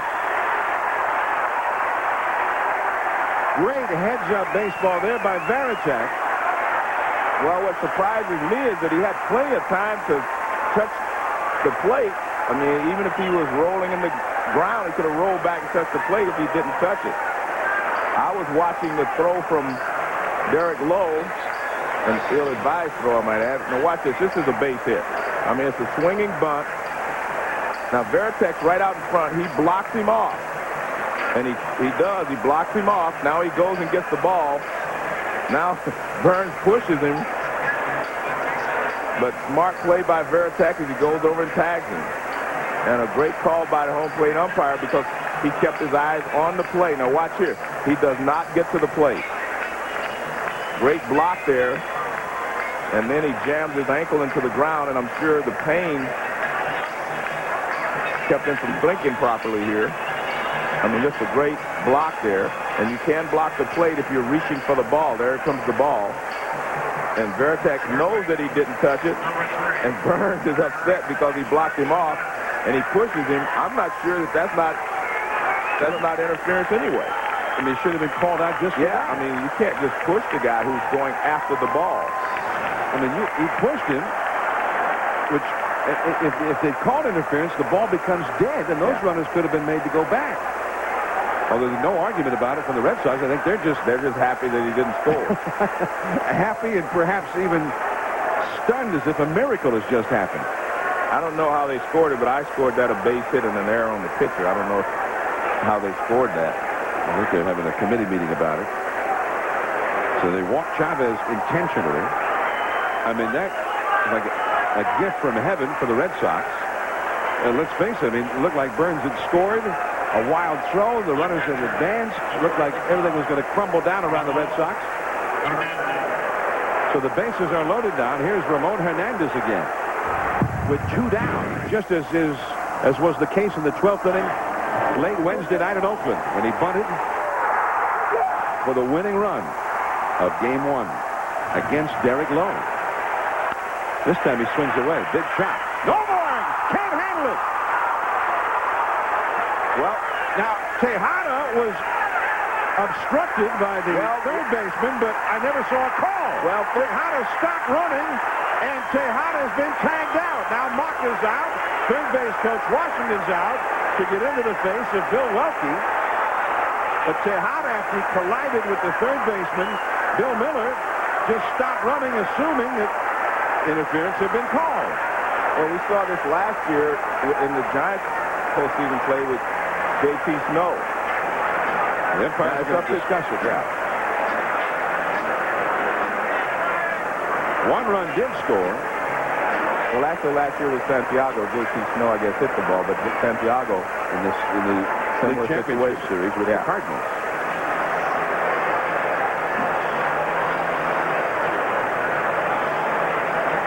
Well, this is interesting. Ken Maka's right out there.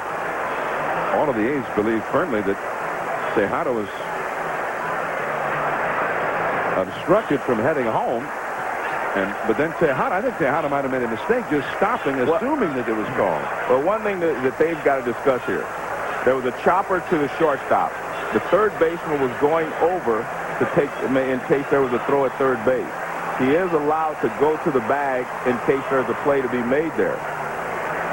But it's up to them to decide whether he stayed there too long and obstructed the runner. You see the ball that was chopped in the hole, and you could see that Garcia Parra might have had a play at third base. Well, I know in that play last year you're talking about with Benito Santiago, you see the play at third there.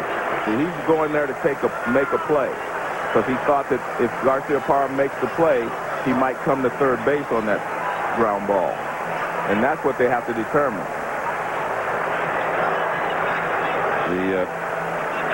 Last year they ruled no obstruction. Well, they ruled it last year, I think, because he didn't attempt to score. Tejada did attempt to score and make an out. He was starting to attempt, and then he stopped. Yeah, but he was tagged out, whereas last year Santiago wasn't tagged out. There was really no play ever made on Santiago last year. Exactly. In that Cardinals game we're talking about. The umpires, I mean, the thing that you're bringing up that we discovered last year, it's not automatic. No, it's not. No, it isn't. If there's not an actual play being made on that runner at that base at that time, the umpires have to decide, well, what would have happened? One thing that they told us last year, Steve Palermo told us, was that they might have said, well, if Santiago had gone home, they probably would have thrown him out. We could have ruled that. Yeah, that's in the rule book. Steve Palermo, by the way, an umpire supervisor, is here tonight by the Boston dugout. And he's standing and an extremely interested observer here. The umpires are not having an easy time deciding what to do in this call. But I think Tejada didn't help himself when he stopped running. Look, I definitely understand what Ken Maka is saying and why he's so upset. Because he figures Tejada would have scored. Well, obviously, Maka is not hearing from the umpires what he's hoping to hear. That Tejada should score. Ramon Hernandez is out there. He's being held off by Ron Washington, the third base coach. Chavez is out there talking to one of the umpires. Terry Francona now wearing the warm-up jacket has come out to try and get Hernandez away. Well, being honest with you, the players should move away and let Maka do it. Chavez is with one group of umpires, as is Rubio Durazo and Ron Washington. And I think they're trying to explain why they're interpreting the rule the way that they are. And it is basically a judgment call. And it's not one that you probably can appeal either. But you know, or play the game under protest. Everybody in this game has always been taught, if you run into a fielder like that, that you're going to get the next base. Well, it's not, again, it's not a cut and dry situation. It's not like the obstruction we saw earlier with Chavez, who obstructed him, impeded him getting back to the bag. What they're saying is he rounded the bag and ran into Miller. But the only thing I can think that reason they're not calling is because Miller was going to third in hopes of a play from Garcia Parra. Well, Maka has not gotten the word he wanted. And on that very unlikely play, this inning has ended. One run did score to tie the game. And apparently Tejada is out, having been tagged out. The game is tied. Let's go to Gary Miller. John, talking to umpiring official Steve Palermo, and he feels like it should have been obstruction on that play, but apparently the conference there, the conference of umpires, wasn't enough to overrule it, and we'll have to see if they play this game under protest. Steve said it seemed similar to the play in San Francisco last year during the postseason. You can't protest a judgment call. You can only protest a rule infraction. So, on one of the more bizarre plays, you'll see the base hit bouncing past Garcia Parra, and then Tejada, who was being waved home by Washington, running into Bill Miller, and then as the throw came in, he stopped, feeling sure that obstruction was going to be called, but then he was tagged out. That's the play that stands. Here come the Red Sox, 1-1 in what has turned into a very bizarre game at Fenway. Ramirez fouling one off the right field line against Ted Lilly. And, I don't know if you remember the play last year at Pacific Bell Park in San Francisco. Benito Santiago was going to third, but it seemed like he might well stop at third base. The throw from right field went to the plate. Santiago ran into the infielder, and it was ruled that it was not an obstruction. And the key was that Benito, they didn't feel really was being waved home. He wasn't intending even to go to the plate, so that he was not obstructed from doing something that he had intended to do. But it seemed clear here that Tejada intended to go home. He was being waved home. The only thing I think they could interpret this as is that he was going to third to take a throw from Garcia Parra, because Garcia Parra, if he'd have backhanded the ball, that would have been the easiest play, throwing to third base. So Miller does have a right to go there if a play is going to be made there. And that's the only thing I think they can interpret it as. And remember, you cannot protest, a judgment call. You can only protest an interpretation of the rule.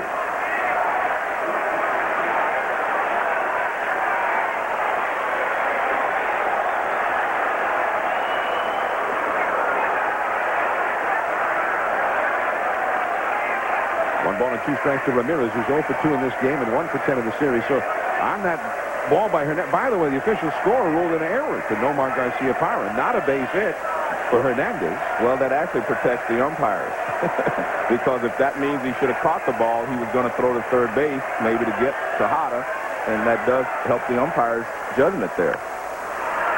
Racing in, Tejada. A high throw, but up to get it is Hatterberg. And for Manny Ramirez, the misery goes on.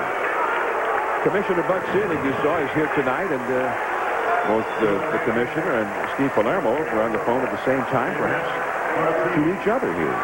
Well, I'm sure Palermo's given his interpretation of what he saw happen, but there's nothing that the commissioner can do on a play like that. Again, if you can't protest it. And their judgment, the judgment of the umpires, he did not obstruct me. And then they hung up simultaneously, so we're guessing they were talking to each other. Here's David Ortiz, Boston slugger. He had 28 homers in the last 78 games of the season. But In this series, he is 0 for 11. 3 strikeouts. He struck out once tonight and popped up once. 1-1 the score. Lilly gets the slider by him. 0-2 the count. You know, the other play in that inning, the weird play where Eric Burns ended up being out at the plate on what looked like a disaster for the Red Sox. That was not a hit for Tejada. But it should have been. But no, actually, when you think about the rationale behind it, It was because he was out. Well, a little ground ball. They made a play at the runner at the plate, and he didn't score. They got him out. Yeah, but that's like if a guy runs around second and misses the bag, he's still out. I mean, he's still, you know. Well, they threw home to get the guy, and they got him. I mean, at the same place, right? Not on a succeeding base. No, good point. That is Burns in center. Burns, who limped off the field after being tagged out, not apparently realizing that he had not tagged home plate. But he seems to be all right. He's back out there in the outfield. As Ortiz is gone for out number 2. So the big Red Sox sluggers, Ramirez and Ortiz, continue to be shut down. Ramirez 0 for 3 tonight. Ortiz 0 for 3. And the two of them are combined 1 for 23 in the series. Here is Millar. He's got an infield hit and has been safe on an error by the catcher. And he takes one in the dirt for ball 1. But when you were a young player, Joe, I can't remember that far back. Wouldn't you have expected if you'd run into an infielder like that heading home that you would have been awarded home plate? And that's Lowe. I mean, I'm going to agree with you in a way because it appeared to me that he was going to score. But if they were going to make a play at third base, Miller had a right to go over there because it was a force out. And if Garcia Park goes in the hole to get the ball and forces the guy at third, that's part of the game. And they obviously are assuming. Now watch this. Now he's going there for Garcia Park to throw to third base. And if he catches it, that might have been his only play. But if Nomar had caught that grounder, that, I believe, would have been his only play. Yeah, it would have been his only play. So, and they saw that too. So maybe that's what they're basing their judgment on. Miller didn't go there to block Tejada. He went there expecting to throw. Now, it's a matter of interpretation whether he should have moved after he didn't get the throw. So, I mean, that's the interpretation of, you know, what they saw. Well, here's the 3-1 pitch now to Millar.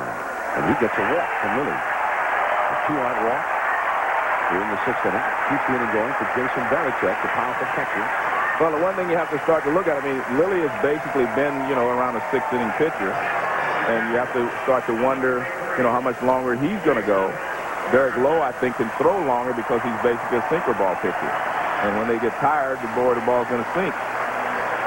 Well, last year, when Benito Santiago ran into the Cardinals' third baseman in the League Championship Series in the National League, Steve Palermo said that the reason that he was not awarded home plate, or as Varitek fouls it, was that the umpires had to decide what would have happened if Santiago had not collided with the infielder.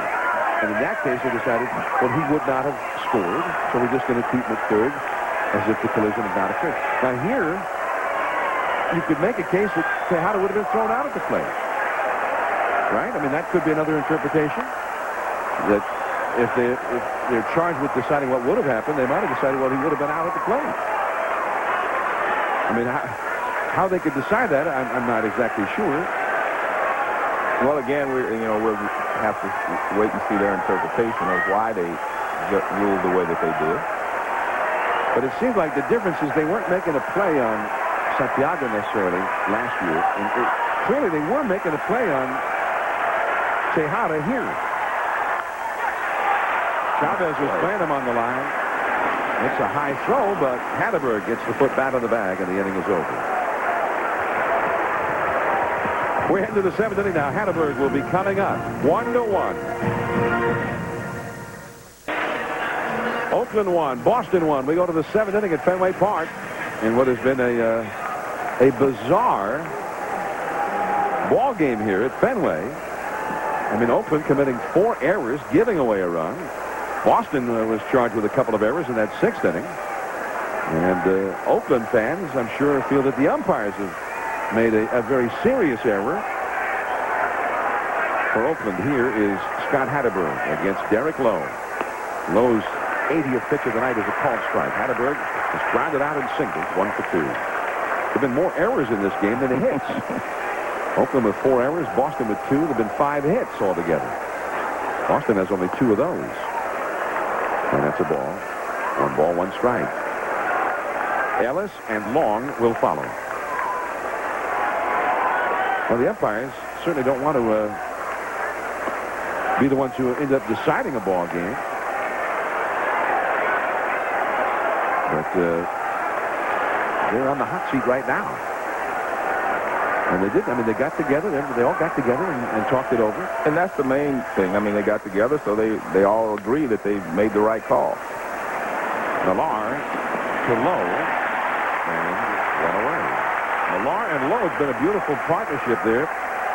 That is the 5th such exchange between the two. Millar to Lowe covering. Second baseman, number 14. Now Mark Ellis hitting 7th of the order. You know, I'm glad that I didn't pursue that, my dream of becoming a big league umpire.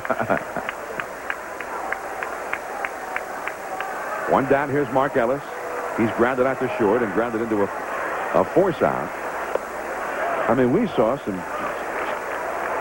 I mean, have you ever seen plays like this before? Well, you know what I saw there? The third base umpire, Bill Welke. I thought, and then I watched him. You know, when the play first happened, he didn't raise his hands to stop the play. You know what I mean? So because the ball would be dead. Exactly. He did not do that. He kind of pointed to say that he saw, and he didn't stop it. So, you know, again, I mean, I think they're the only ones that know why they called it. I've given a couple of reasons why I think they did, but I'm not sure. I wasn't in that huddle. Too low. 2-1. Now watch the umpire here. He doesn't raise his hands to stop the play. He acknowledges that there was contact here, but he does not raise his hands to stop the play. Now he looks for the ball. That's foul into the seats down the left field line. 2-2. Well, Ken Maka, he just can't believe it. And I understand Ken's point because, you know, it just depends on why they did it. And I'm sure they gave him an explanation, but obviously he didn't want to hear it. He heard it, and yet he wasn't buying it, that's for sure. He heard it, but maybe he didn't hear it. I mean, I'm sure in his mind, when the collision was made, it's clear cut. The run scores. Miller ends up deflecting it away from Nomar, and Ellis is safe at first. So another ground ball that becomes a hit for the Athletic. Unless they're going to charge an error on that one. I mean, I was shocked that they called an error on Nomar. Ground ball. Me too, and Nomar especially. Off the glove of a diving Bill Miller and bounces away from Nomar. So Ellis is aboard. Oakland's 4th hit. 2 of them have been infield hits. Terrence Long. I mean, the rules discussion about the obstruction that turned out not to be sort of overshadows the previous extraordinarily bizarre play involving Eric Burns and Jason Varitek. Well, actually, I looked back and I looked at my scorebook. The bases were loaded when Tejada hit the ball. So, in theory, it should be a fielder's choice because he didn't touch the plate, because he had to run. If he didn't have to run, then it should be a base hit. But since he had to run... That's a base hit for Terrence Long. Ellis will go to second and hold there. The ball fielded in shallow right by Kapler. And Kapler was the one guy out there that has a very good arm.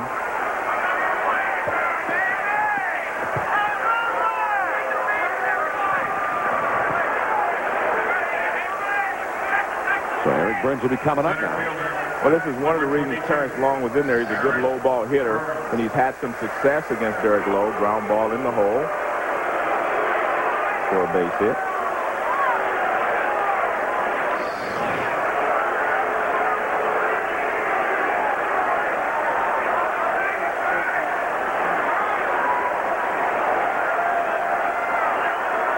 Two men on, 1 man out. And Burns the hitter. And Burns has had 2 hits in this game. Fouling it off his left foot. the left leg. Burns also has a steal. And we also thought that he had scored a run, but it turned out he never did. And that was the other weird thing. After he had the collision at the plate, thinking he had scored, but first he shoved Varitek out of the way as Varitek was going after the ball.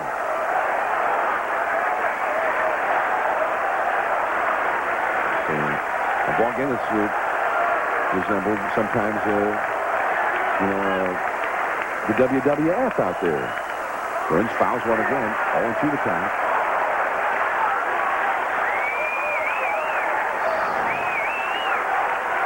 Now here's the play on Burns. I mean, that was a disaster for the Red Sox, right? Until Burns twisted. But wait a minute, Varitek, you're out. Never tagged the plate. Forgot. I mean, the thing he didn't forget to do is go over and shove Varitek, but he forgot to tag the plate. Varitek knew. He chased the ball all the way to the backstop and ran over and tagged him. 2 strikes the count. That is foul. The Boston bullpen is busy, by the way. As Lowe is in a jam here in the 7th inning in a 1-1 game. Embry, the left-hander, Timlin, the right-hander, warming up in the Boston bullpen. Pedro Martinez is in the bullpen tonight. He could be the closer. If they got a 1- or 2-run lead going to the 9th, that's what Grigg said could happen before the game. Eric Burns. There goes Ellis from second. Miller, who was covering the bag, cannot get to that grounder. And the bases are loaded. And the running A's are doing their thing. I mean, the fact that they were stealing that base a lot, made that a base hit. Miller had to break to cover third. And right there is where Burns hit that ball. And Miller could not get back to it. So this is a different A's team than we've seen in the playoffs in the past. I mean, they're putting runners in motion. They're moving runners along. I mean, this is the way you have to play in the postseason. You have to make things happen. I mean, they're playing playoff baseball right now. Now Dave Wallace, the interim pitching coach. It's Tony Kaiser battling cancer this year. So Wallace has to speak to Lowe and the infielders. The bases are loaded with 1 out. The last time the bases were loaded, Ramon Hernandez hit that bouncer into left field. And we ended up having huge arguments, umpires discussions. And the A's thought they were cheated out of a run. And here's McMillan. Not only would they have had the second run, but they would have had Scott Hatterberg coming up with runners on the bases, is the way they're looking at it.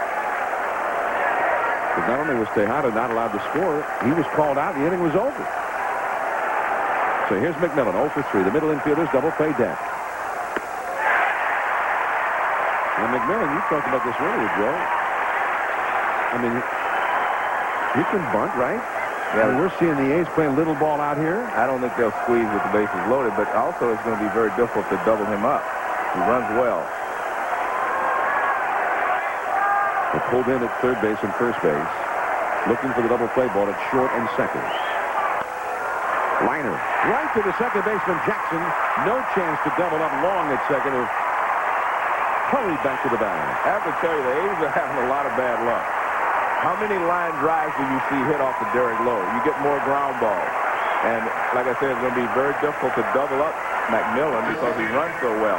So what does he do? He hits a line drive on a ball off the plate outside. He hits a line drive, and no one can advance. I mean, the A's are having a tough time here. I mean, you figure with Derek Lowe, you're going to get a ground ball, and again, it's going to be very difficult to double up McMillan.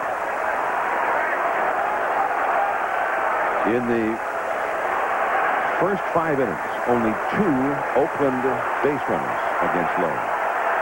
In the last 1 2/3 innings, 7 Oakland base runners. They've got 3 of them out there right now with 2 down. And here's the big slugger Durazo.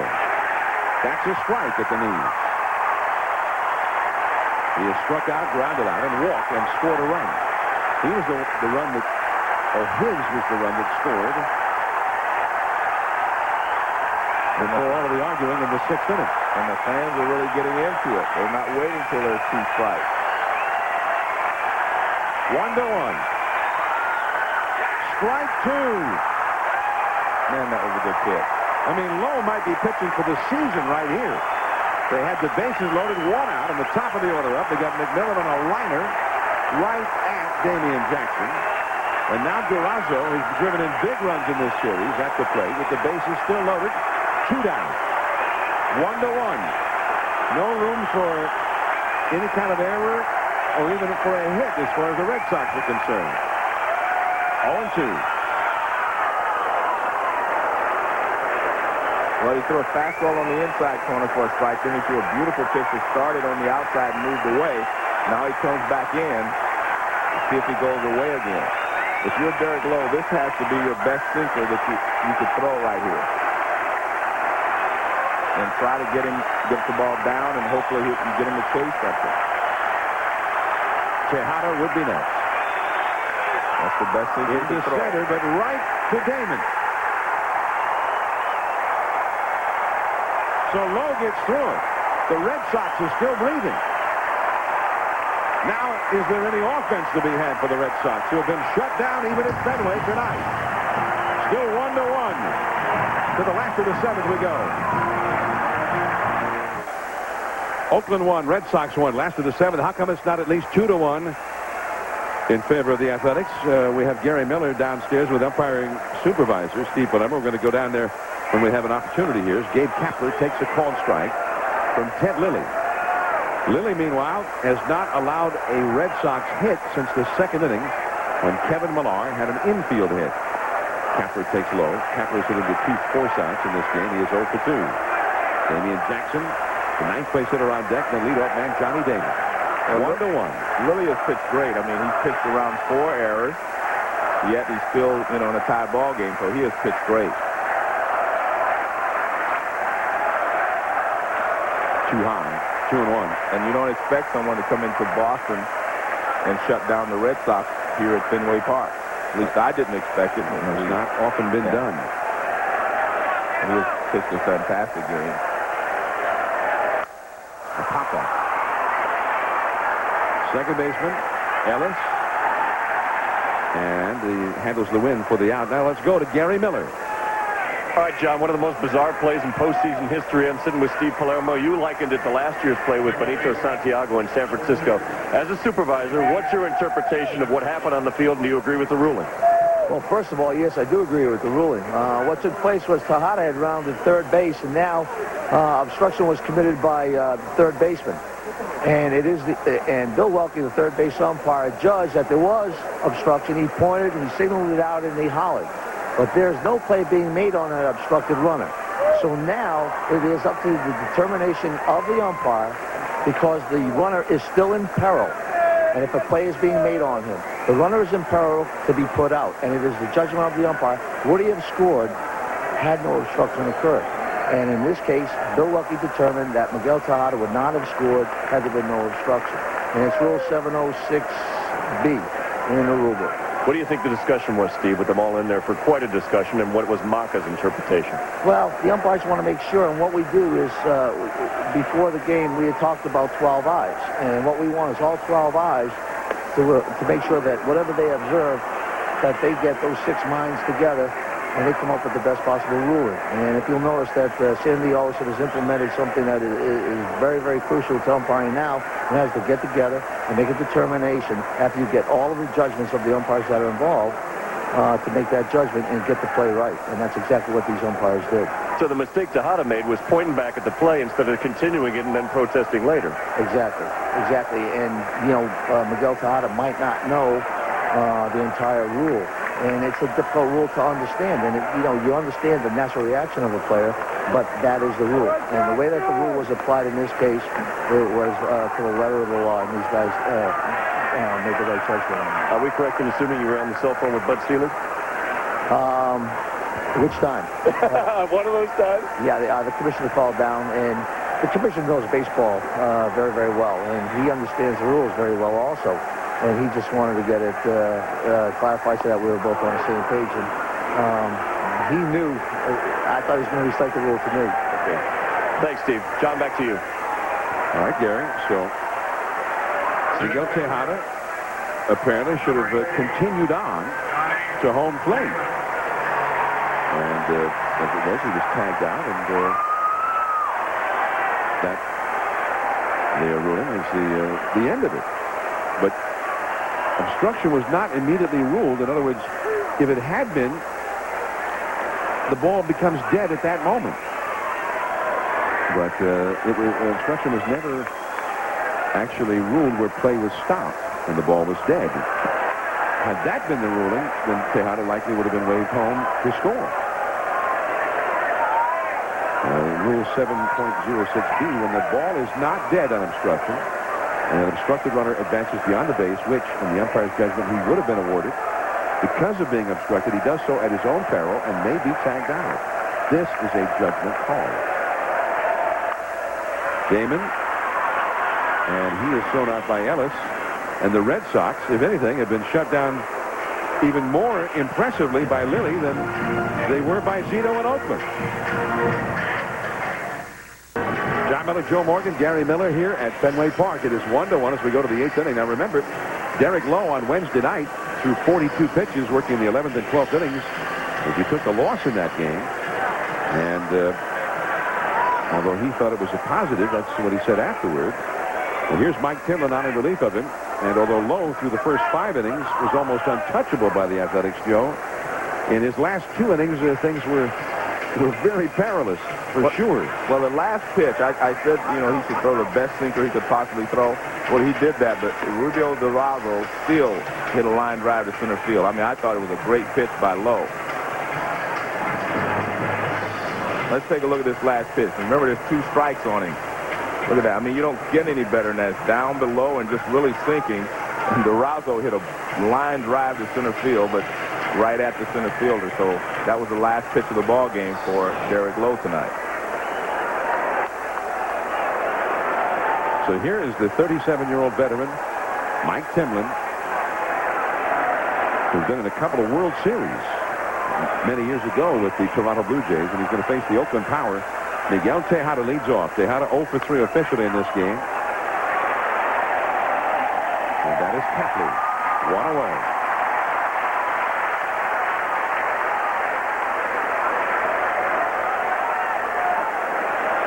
One down, and now Chavez. Derek Lowe went 7 innings. He threw 100 pitches and gave up 1 run that was scored as unearned because of the error that was charged to Nomar Garcia-Parra on what looked to be like a base hit for Miguel Tejada. Pedro's out there in the bullpen, but will they have a lead going to the 9th inning for him to try and protect? Chavez takes ball 1. He is 0 for 2. Is grounded to first, popped to second, and been walked intentionally. Ramon Hernandez on deck. Boston with 6 hits in the game. Or rather, the Athletics with 6 hits in the game. Boston has only 2 hits against Ted Lilly. What a performance by Lilly. And that's a foul back out of play. I'll tell you what, I mean, it's pretty astounding. The Red Sox and your pitching had shut down the Athletics to this extent. You'd figure they would have won a game or 2 by now. Good point. But again, I mean, you never expected Lilly to shut down the Red Sox here in this ballpark. Nice slider misses. But they have not been hitting fly balls toward that monster in left field. Well, I mean, the Red Sox, it wasn't like they expected. It was almost as if they knew. Right, exactly. That back here at home, if they'd be peppering that wall and filling Fenway with base hits. But they've had only 2 hits, one of those an infield hit. And none since the 2nd inning. And what a grab there by Timlin, leaping high in the air to snare it. Chavez is out number 2. Chavez now 0 for 13 in this series. And that was a magnificent play by Timlin. I mean, he was in good fielding position. It's the only reason he's able to make it. He stays right there in the middle of the mound. A lot of guys fall off left or right. He's right down the middle, right there. Now he recoils and comes up with it. Nice play. got a pretty good vertical leap there. Yeah. Two down. Here is Ramon Hernandez. Power pitches usually fall off to the first base side, and that's why they're not in good fielding position. Guys that throw a lot of breaking balls and sinkers usually stay right there. So that 94-mile-an-hour fastball called a strike. So that's power. That's what you're talking about. Yeah, had some giddy up on it. 0-1 the count to Hernandez. Just missing on the outside. Reaching back, getting a little bit now. I mean, he usually throws a good heavy sinker. He's throwing some gas. There's Chad Bradford, the submariner in the Oakland bullpen. Boston will have big hitters due up in the last half of this inning. Garcia Parra, Miller, Ramirez. And he challenged him up and in there, and Hernandez fouled it straight back. 1 ball, 2 strikes. 2 down, nobody on in the 8th inning. The big crowd at Fenway.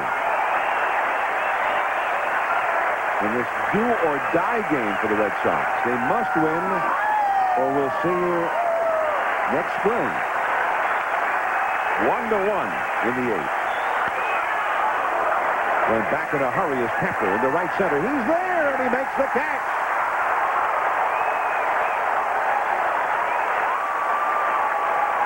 Now, it'll be Nomar. Then Bill Miller and Manny Ramirez. Ortiz due up 4th. Boston in a 1-1 tie.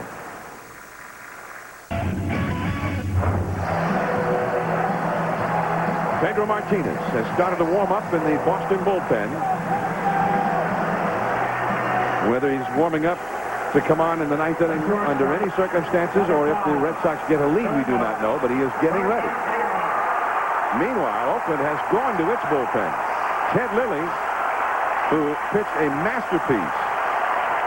7 innings at Fenway, only 2 hits allowed to this Red Sox offensive juggernaut, and that's what they were in this ballpark. They averaged 6.6 runs a game at Fenway this year. So here is Bradford, who had an excellent year.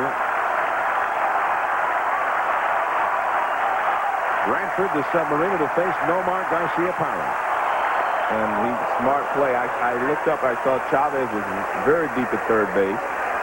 And, you know, you're at the point now, we have to try to score a run. The longer this goes, the more pressure builds on Boston because, you know, they can be eliminated with 1 mistake or 1 swing in the back. So you have to try to get ahead. Chavez was back here to start with. Chavez gets to it. Now the throw, and Nomar is saying that the ball hit him first. But now the plate umpire, Nomar did not run immediately. Well, you know what? Let's see if they're calling no pitch here. Let's see if that's a no pitch. I mean, I didn't see a signal. All right, yeah. I mean, he didn't. All right, what happens is sometimes Bradford, he starts in a stretch position and he doesn't go to a stretch. He just throws the ball to the plate. Yeah. And so that might have been called no pitch. I don't know. I mean, I'm trying to figure out what happened here. Well, we saw this when we did that game with Seattle. Well, let's see here. 2 weeks ago.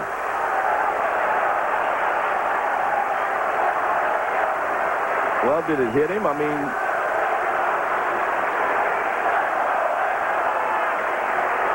it did not hit him. Well, he said, well, he called 1 strike. He called 1, and that's the only thing I can think of is that they called no pitch because Bradford sometimes comes to he stands in a stretch position, but he doesn't go to a stretch. He just throws the ball. See, like right there, he just comes up and throws it without, now he goes to a stretch position right there. And that's what you're supposed to do.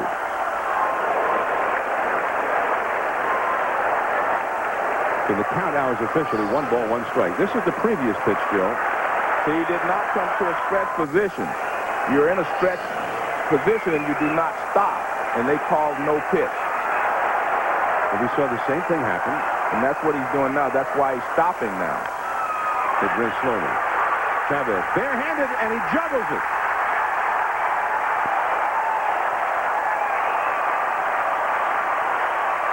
So Nomar got a second life. After apparently grounding out to Chavez, he went back to the plate, and this time he beats it out. It will be scored as a hit. And it's interesting because, you know, when you sit in a stretch position, you've not come to a set position and throw it. That's like a quick pitch, and that's what they call the pitch before. That's a tough play. I mean, Nomar runs well. Yeah. But it's still such a tough play to barehand that ball. I mean, I just think maybe catch it and try to get rid of it like a second baseman again. Now Bill Miller, nobody out, runner at first. Nomar stole 19 bases this year, caught 5 times. And it's obvious that you have a chance to steal a run with Bradford because he comes from a set position, then he has to drop down before he releases the ball. Bill Miller is a good hit-and-run guy. So, I mean, you have a lot of options here if you're Grady. And Miller's batting left-handed now, and he hit .369 batting left-handed in this ballpark. Chavez pulled in at third, and a strike on the outside. Ricardo Rincon, the left-hander, is now up in the Oakland bullpen. You get Miller, the switcher, at the plate, then the right-handed batting Manny Ramirez on deck. And after Ramirez, the left-handed slugger, David Ortiz. There's Ramirez. Will be next. Big hole on the right side of the Oakland infield with Hannibal on the bag holding against Garcia Parra. There he goes. Miller rolls it to the right side. That moves Nomar along. Well, they got the job done. They moved him over into scoring position. So now Ramirez, who's been shut down for most of this series, and especially in spots like this, where he's got a chance to drive in a run.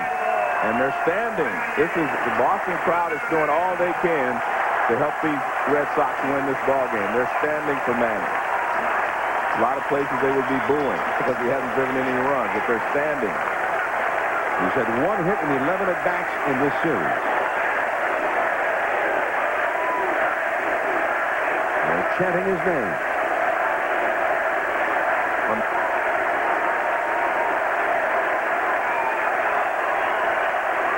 Garcia Parra, who runs well, the possible go-ahead run at second base. Pedro Martinez is warming up in the Boston bullpen.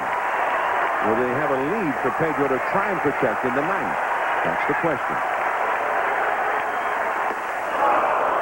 1-1. And you would probably think about walking Manny if it wasn't for the unorthodox pitching motion of Bradford and the fact that Manny has struggled a little bit in this series. Well, not a little bit. He's been struggling. And he's had only 1 hit in 11 lifetime at-bats against Bradford. And Bradford's handled it. Yeah, and you have a left-handed hitter on deck, but they also have Rincon loose in mid-10, so they could bring one for him. But this is the matchup that Ken Maka wants right now.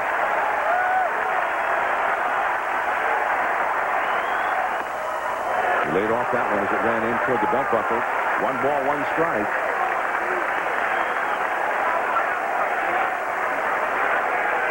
Derek Lowe with his sweatshirt on in the dugout. Now out of the game. Red Sox, no hits in 7 at-bats. With runners in scoring position tonight. Because they only have 2 hits at all. There's now 3 on the infield hit by Garcia Parra. 2 of those 3 hits have been infield hits. A ball and a strike. 2-1. And if you're Bradford, you have to think, I'm going to make my pitch and continue to make it. If I miss, I miss. But I'm not going to give in and throw a strike just to keep them walking.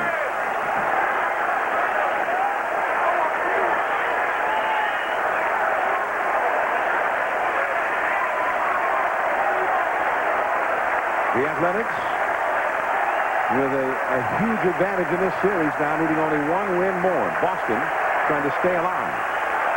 In the 8th. Another good pitch. See that? He's not going to give in. He's not going to get anything out over the plate. That ball's tailing back into Manny. And it's hard to lay off when a guy drops down a little bit or throws underneath. When the ball starts inside, you want to hit it. And that ball just keeps chasing Manny. And it's pretty much 2 perfect pitches he's thrown him on these 2 strikes. has gone inside with everything. And you set him up for a slider away here. Well, he set him up for a lot of things, but you have to make the pitch.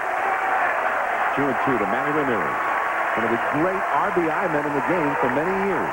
And you see the catcher Hernandez looking up to see if Manny's peeking back there. And peeking by that, I mean to see if he's leaning inside, because if it's inside, he knows it has to be a fastball. And if he's away, he can throw a breaking ball. If he sits inside, he's got to throw a fastball. He's not going to throw a breaking ball inside. 2-2 to Manny Ramirez. Garcia Parra got that infield hit, is at second. There he is, number 5. And he struck him out. Same pitch. 3 pitches running back in, tailing back in on Manny. Wow. He is now 1 for 12 in this series. Number 34, Ortiz.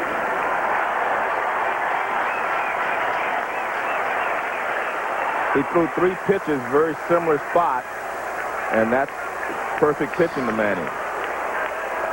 Well, that enables them to walk Ortiz intentionally. And you got the right-handed batting Kevin Millar up next. I mean, that just worked out beautifully for Ken Maka, because they could just put Ortiz on. And even if Grady Little pinch him with a left-handed hitter for Millar, he's got the lefty Rincon ready in the bullpen to counter that move.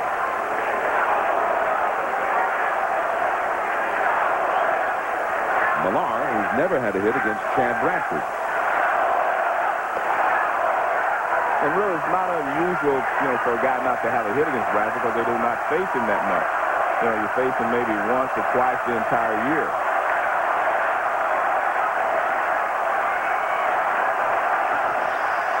Cowboy up, they're chanting at Fenway Park.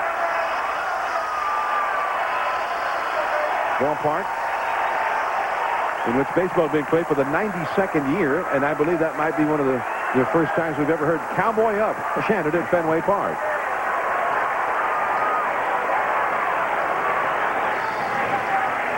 Between innings, they had the rally karaoke guy video up on the Jumbotron, and that's Kevin Millar back when he was in college. A video was made one night of Millar at a party.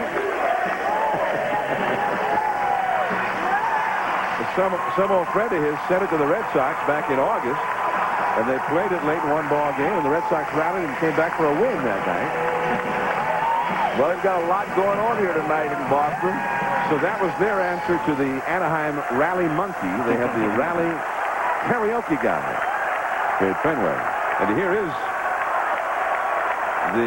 the later, more mature version of the Rally Karaoke guy, Kevin Millar. 2 men on, 2 men out. Foul. Millar 0 for 4 lifetime against Bradford. In this game, he's had an infield hit. Been safe on the dropped pop-up by Ramon Hernandez, the catcher, and he has walked. So he's been on base 3 times. The 4-5-6 hit is the heart of the order in this series, with 3 hits in 27 at-bats.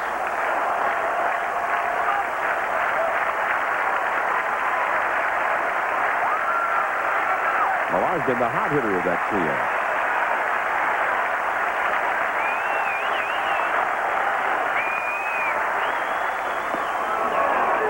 On the outside for a strike. And it is 0-2 now to Kevin Millar. And that was a good pitch, because Millar was watching the way he pitched Manny. In. First pitch he threw, Millar was in, and he pulled it foul. He was ready for it. So what does Bradford do? He goes outside corner. Pedro's still throwing. I don't know if they're going to use him if he goes ahead, or if they're going to use him whether they go ahead or not. I'm not sure. If you're not going to use him at all, you may be wasting him. So I'm not sure what they're going to do. Grady will make that decision. Both runners ready to go in anything, and that's the pitch that Manny just had a hard time laying off right there. Millar took it. And again, it's tough to lay off because it's coming towards you, and you say, well, I can get to it. But it just continues to tail in on you. 35,406 at Fenway. The largest crowd in the last 13 years. The largest official paid attendance at Fenway in the last 13 years. 2 on, 2 out. 1-1 the score.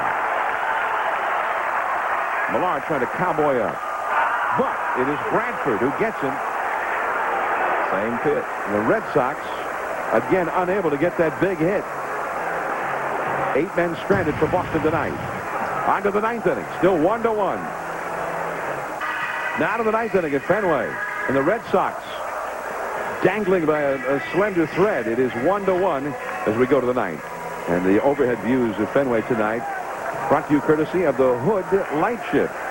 H.P. Hood supports children's hospitals throughout New England in partnership with the Boston Red Sox. And we're very pleased to have them with us tonight as part of our telecast from Fenway Park. October baseball, and the Red Sox are trying to ensure that there will be more of same. They've got to win tonight to do it. Oakland, well, they don't want to have a Game 5. They've had games 5 in 3 consecutive postseasons and haven't won one yet. Well, they don't even want to have a Game 4. They want to just wrap it up right now. Yeah. Scott Hatterberg, the hitter, facing Mike Timlin. Pedro has taken a seat back in the bullpen, so they're only going to use Pedro apparently to then get the lead. 1 ball, 1 strike to Hatterberg. He is grounded to second, singled, and grounded to first. Derek Lowe went 7 innings, gave up 1 run and 6 hits tonight. Back to Timlin. And he got that one down. The second one, he's jumped up to snare. Let's take a look at Ramirez's last at bat, and I explained it to you what Bradford was doing. The ball is coming in. You see, that pitch is off the plate inside. Off the plate inside. Manning knows he's pitching him in. Off the plate inside again. Now watch. Again, off the plate inside. And the final one, off the plate inside. So that ball is just chasing him. He might look like it starts on the inside corner, but it continues to pour in on him, and he was swinging over the top of it. Mark Ellis, 1-1 the count. He is 1 for 3 in the game.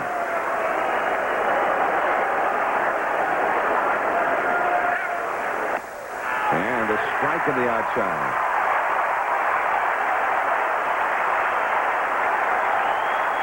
There's Derek Lowe, the starter, alongside Dallas Williams, the first base coach for the Red Sox. And there's Mike Timlin.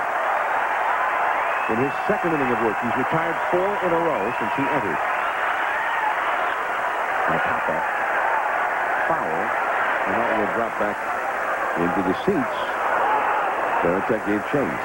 You see more and more catchers, when they want the fastball up and out of the strike zone, they will stand up instead of just giving them the glove up there, because they want to make sure they do not miss in the strike zone. They want you to make sure you get it up high. And a good job there by Veritek. He said, make sure this ball is high. Often you see guys ask for the ball high, and they get it to the high part of the strike zone, and the hitter can handle it. That was high, but away. 1 ball, 2 strikes. Boston got a run in the second. It was just handed to them by the Athletics, who committed 3 errors in that inning. Plus, one of the errors was an obstruction play. And he struck him out.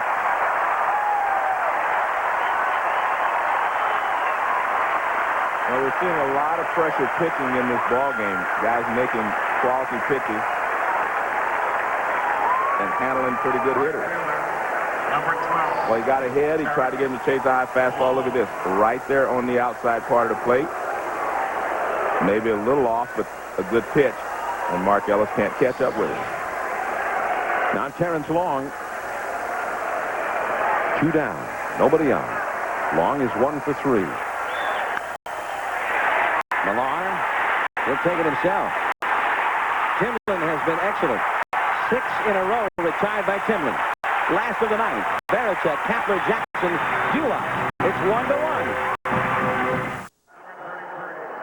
This copyrighted telecast is presented by the authority of the Office of the Commissioner of Baseball and may not be reproduced or retransmitted in any form, and the accounts and descriptions of this game may not be disseminated without express written consent. And the new MLB Authentic Collection Performance Batting Practice jerseys and caps are in.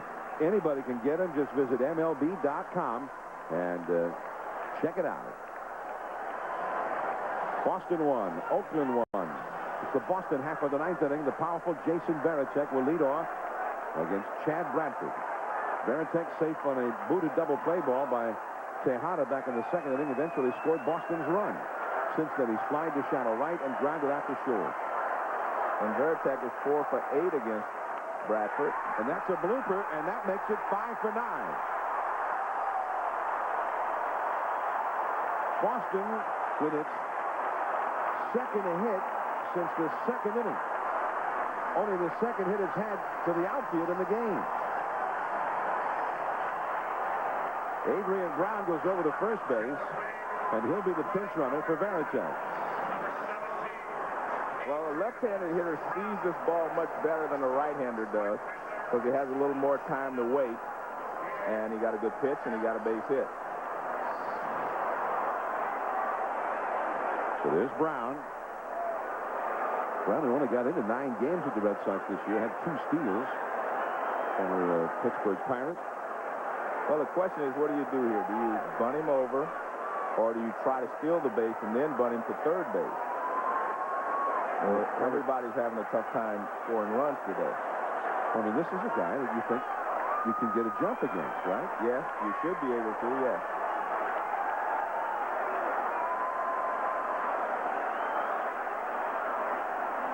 And Brown is back to the bag as Kapler has already squared around the bunt. Well, that's why they do it. They want to see if he did, as I just said before. Now Kapler basically gave it away. But if you're Grady Little, do you change it? Kapler has not had a sacrifice bunt in the last 3 years. Over at third base, Chavez in on the grass, expecting the bunt. And again, Kapler squares, and Brown is back to the bag at first. Well, it depends on your philosophy. I mean, you can be eliminated if you lose this ball game. So maybe you play it to percentages and just go ahead and bunting to second base instead of trying to let him steal the bag. The Oakland bullpen is busy. Kapler bunts it foul. I mean, Boston's trying to do things here that they're not used to doing. They don't do. Right. But that's what the playoffs force you to do sometimes. Force you to play a little differently than you would, in a regular season game. They had 24 sacrifice bunts this year. 6 of them by Johnny Damon, 5 by Jason Varitek, 4 by Bill Miller, and nobody else had more than 2. Damian Jackson had 2. He's on deck. Ricardo Rincon, the lefty, is in the bullpen. You saw Todd Walker has a bat, and he's ready in the Boston dugout. But Rincon is also ready as a counter to that possible move.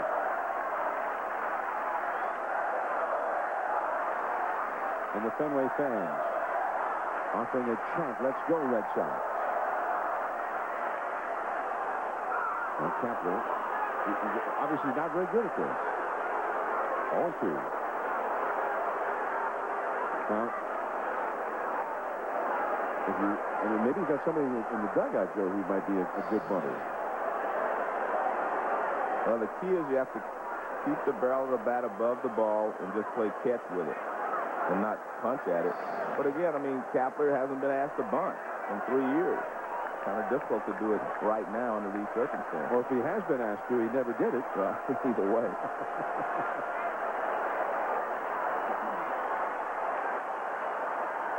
Adrian Brown, the runner at first. And he's back to the bag again. There's another way to look at this. If you're going to try to steal the base, you have to try to do it now. Because if he retires Kapler and they pinch hit Walker, they're going to bring the left-hander in, which will make it more difficult to steal second. So if you're going to do it, you got to do it in this at-bat. That's the third, should be 2. Chavez double clutch, down the relay, still in time. Well, that's not the Red Sox style of play. And instead of getting the runner over, a double play, the worst possible result. Now Todd Walker's going to come up with 2 down and nobody on. Well, Chavez has showed you that why he wins the Gold Glove. Look at this throw, perfect throw at second base. I mean, if he throws the ball inside a little bit or outside a little bit, they're not going to make that double play. I mean, we've seen him be very accurate on starting the double plays, and that's how you win Gold Gloves. I mean, that's what a Gold Glover does. He makes the plays. Walker has been introduced into the game as a pinch hitter, and here comes Ken Maka.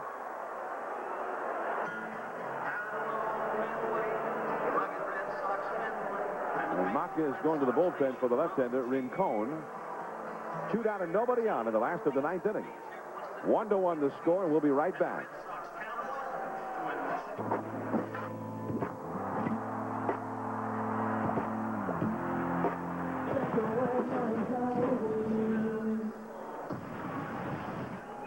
Back at Fenway, game 3, and Boston is hoping for a game 4, but they're going to have to score some runs here, at least one at this point.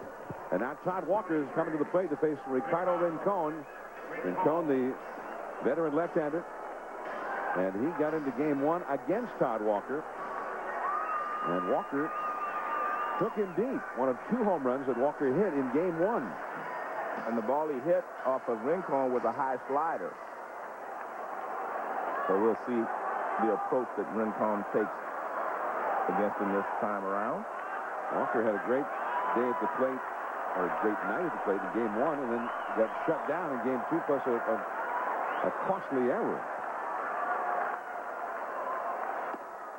Well, he was supposed to go outside with that fastball and ran it off the inside. Yeah, I think he threw it where he wanted to.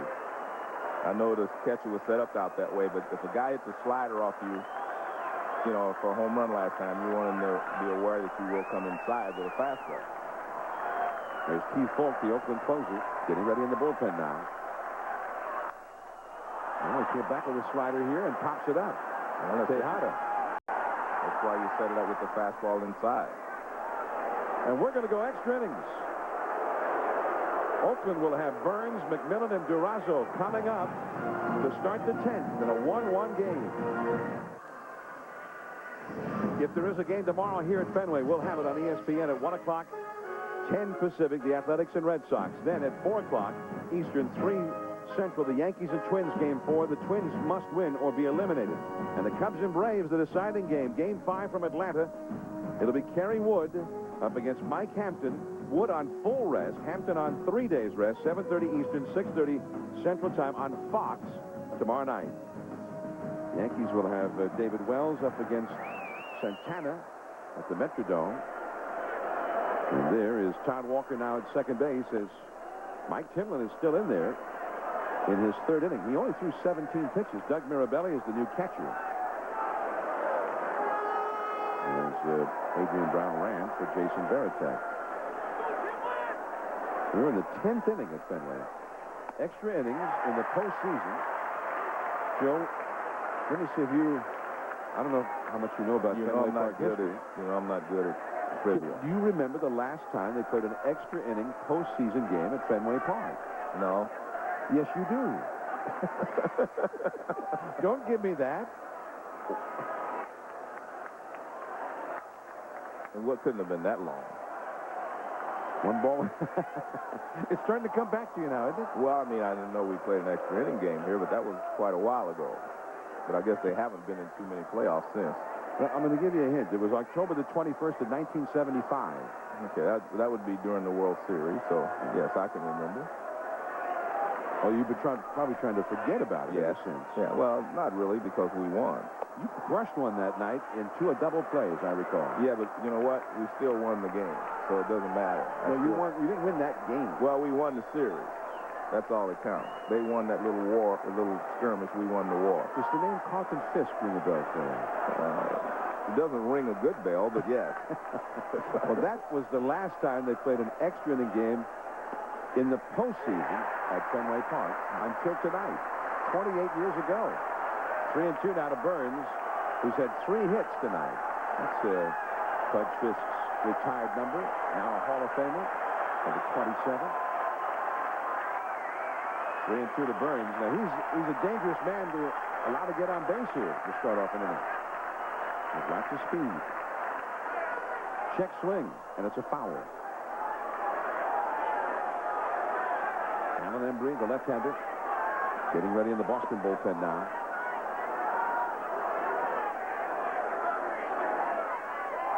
And he's been joined out there by the right-hander, Young Hyun Kim, who started to throw as well. By the way, Pedro, as Grady Little had said, could have been used to that as a closer. But with the home team in a tie ball game now, there will be no closing to be done. At this point, if the home team goes ahead, the game is over. 3-2 to Burns. Pop foul. And this will come back out of play. Onto the screen. There's Pedro back in the bullpen.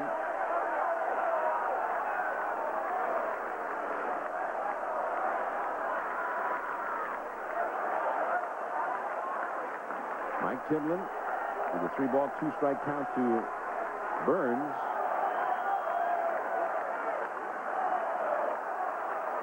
Timlin's longest outing this year was 2 2/3 innings. So. Well, this is a very key batter here for him. Another pop foul. Good job by Burns. He keeps spoiling him and just getting a piece of him. So high fastball after high fastball here. 8 pitches have been thrown to Burns in this sequence. And Burns, of course, has had a perfect night. 3 for 3 in this ball game. Infield single in the 3rd. A base hit in the 6th inning and a stolen base. That was the inning in which he never did touch home plate and apparently didn't realize it. Which right now is a huge play in this game. I mean, this game could already be over. A lot of huge plays in this game. Struck him out. Stayed up there, and this time he could not get a piece of it.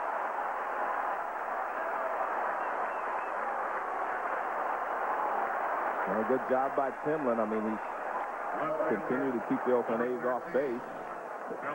High fastball up and out of the strike zone. And Burns cannot catch up with it. Now Billy McMillan, the leadoff man, with 1 out and nobody on in the 10th inning. So Timlin keeping a dangerous, speedy base runner off the bases there.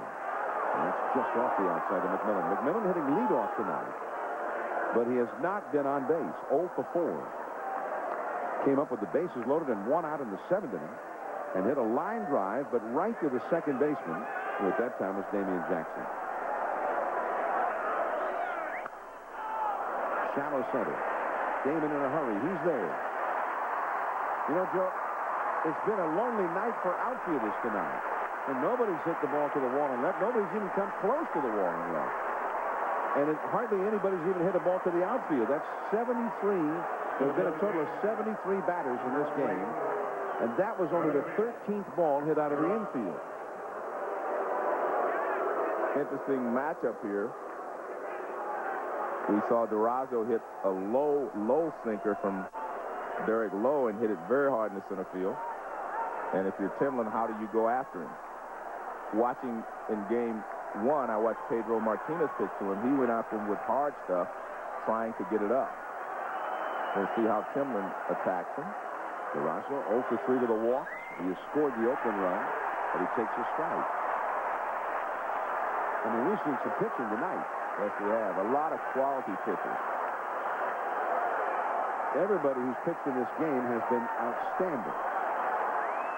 This is a great hitter's ballpark. There's been very little hitting tonight. 1 ball, 1 strike. 2 down, nobody on. Miguel Tejada, the most valuable player in the American League last year, is on deck.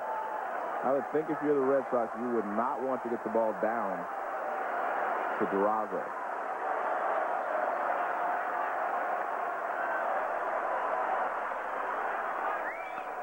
And that slider in the hands, and he hit it foul down off his right foot. Nasir, a right-hander, warming up in the Oakland bullpen. The Red Sox have Johnny Damon, a lefty, due up in the last half of this inning. Then the right-handed Garcia Parra and the switch-hitting Miller. Top of the order coming up for Boston in the last half of the 10th. The crowd at Fenway, 35,460. Everybody standing again. 2 down, nobody on in the 10th inning.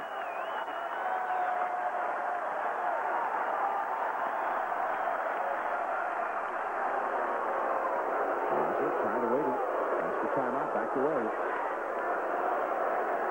Derek Lowe, the starter for Boston tonight. 7 innings, 1 run, 6 hits allowed. Still out there in the dugout.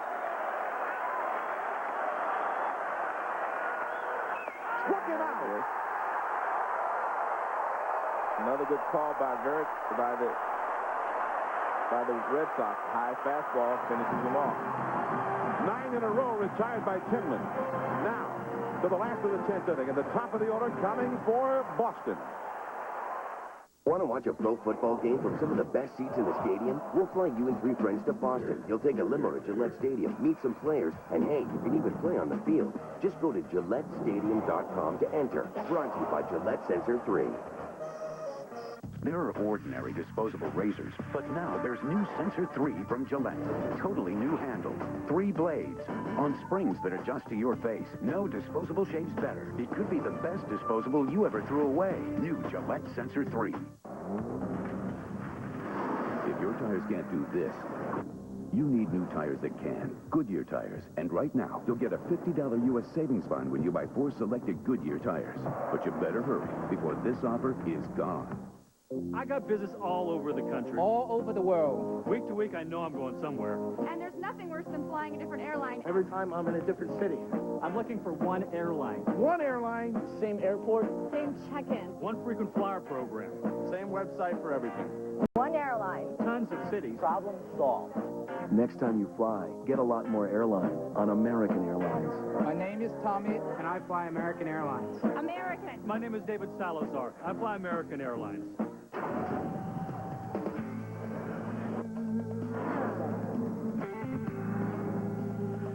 The best bowlers in the world, bending the laws of physics. The PBA Tour is back. Spin doctors Chris Barnes and Norm Duke lead the pack into the first tourney of the season. You think this guy has some magic? The PBA Banquet Open, Sunday, October 12th at 1 on ESPN. Comedy Rules on ABC Tuesday. When Jim gets caught cheating in church, your conscience is going to eat at you. will his life turn into a living hell? And all new According to Jim at 9/8 Central. Comedy Rules on ABC Tuesday. Athletics won, Red Sox won. There's Mike Timlin in the dugout with his warm-up jacket on. 3 perfect innings of work. Well, this is finishes off. You do not want to get the ball down to Durazo, so what does he do? Throws the high fastball with 2 strikes and finishes him off. And Derek Lowe, the starter, the first to congratulate him when he got back to the dugout. Here's Johnny Damon, the leadoff man against Rincon. Too high, ball 1. Damon, leading off the game tonight in the first inning, hit one down into the left field corner, which eventually, on several bounces, reached the wall. That's the only ball that's reached the wall tonight. He had a double. He's also flagged to shallow left and hit by a pitch and grounded out to second. He is 1 for 3. The Red Sox have only 4 hits in the game, and 2 of those have been infield hits. 1 ball, 1 strike. That fastball in there. Both bullpens are busy. There's Nomar Garcia-Parra, a right-handed hitter, and a powerful one on deck. And the Athletics have a right-hander up in their bullpen. There he is, Jim Messier. This could be the final batter for Rincon to face. And he fouled that slider back. We have had a grand total of 10 hits in this game. And 4 of them have been infield hits by the 2 teams combined. And only 1 of those 10 hits has been an extra base hit, and that was by Johnny Damon. He would be one of the least likely hitters on the Red Sox if you were to say who would get the only extra base hit. But he's the only one to get one. Struck him out. Good fastball. Like I say, everyone's throwing well.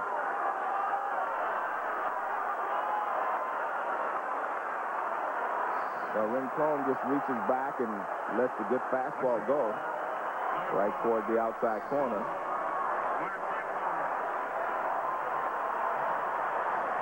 So Garcia-Parra going to face Rincon. No, now here comes Ken Maka.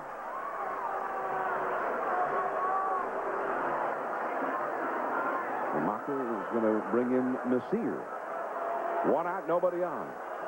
In the home half of the 10th from Fenway. 1-1 the score, and we'll be coming right back. Athletics won, Red Sox won. Last of the 10th inning from Fenway Park. 1 out, nobody on. Well, Oakland was its own worst enemy, committing 3 errors back in the 2nd inning. And this play, an obstruction play, the only Boston run scored in that one. Burns apparently scored there, but it turned out he never touched the plate and was tagged out. Tejada thought he was going to be allowed to score there, so he stopped running after he ran into Bill Miller on his way to third base, but they did not allow him to score. He stopped running and got tagged out, and the umpires let that stand. And we've had several long animated discussions in the field about some of those calls tonight. Well, here is Nomar Garcia-Parra. He has walked, popped to second, grounded into a double play, and had an infield hit. Facing Jim Maseer.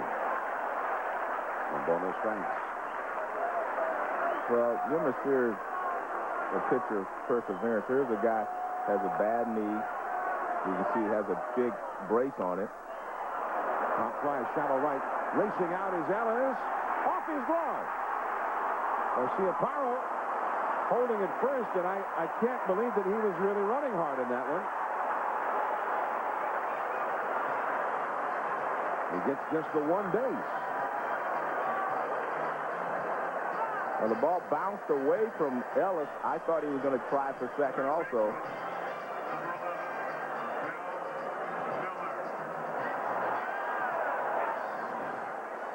Well, it's a little flare, and you see Ellis go out for it.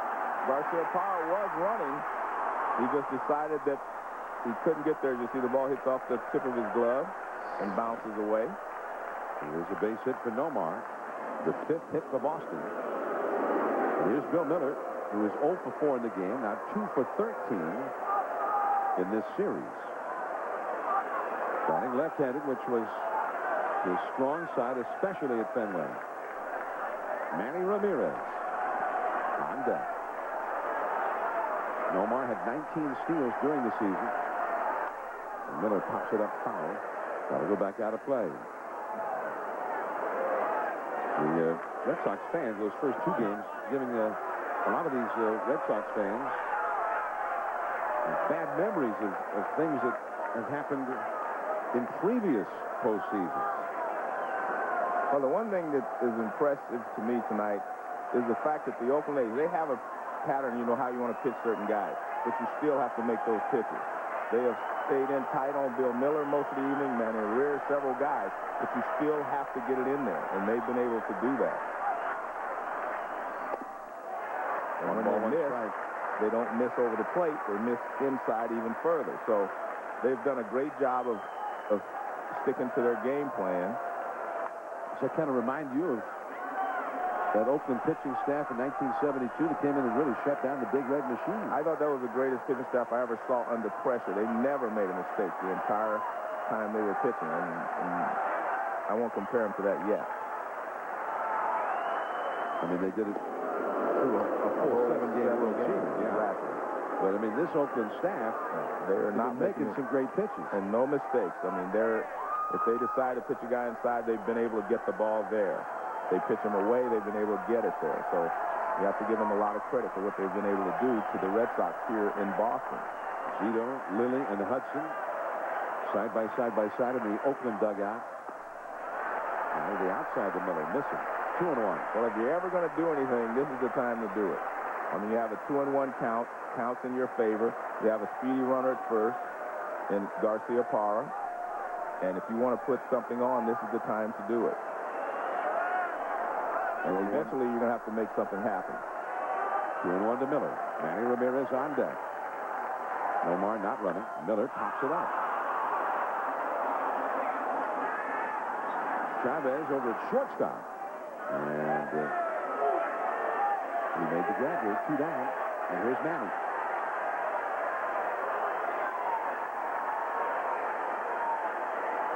Back in 1990, the Red Sox faced the Athletics in the postseason. And Boston that year had a 1-2 punch of Tom Brunansky and Mike Greenwell, a couple of hard-hitting outfielders. And those Athletic pitchers shut down both of them. 1995, and they had Canseco and Mo Vaughn together. Both of them were shut down entirely by the Cleveland Indians. Canseco 0 for 13, Vaughn 0 for 14 in that postseason. Garcia Parra back to the bag of tricks. Jim Messier facing Manny Ramirez. Ramirez has only had 7 career at-bats against Messier, but he has had 4 hits in those 7 at-bats, including a home run. And Manny has had no success against anybody in this series. It's slided, bouncing in the dirt, grabbed in a hop by Ramon Hernandez. It's interesting. I was watching Garcia Parra at first base. He timed him perfectly, jumped out there, and then stopped.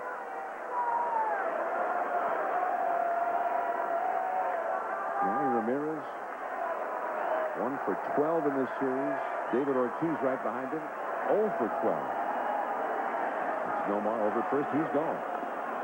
Hernandez throws. Great save there by Mark Ellis as Nomar steals the bag. And that's what he did the time before. He got a great jump, and then he just stopped. So I guess he was testing the water. High leg kick by Messier. And a good throw, except the tails at the last minute there, and you can see Nomar easily in there.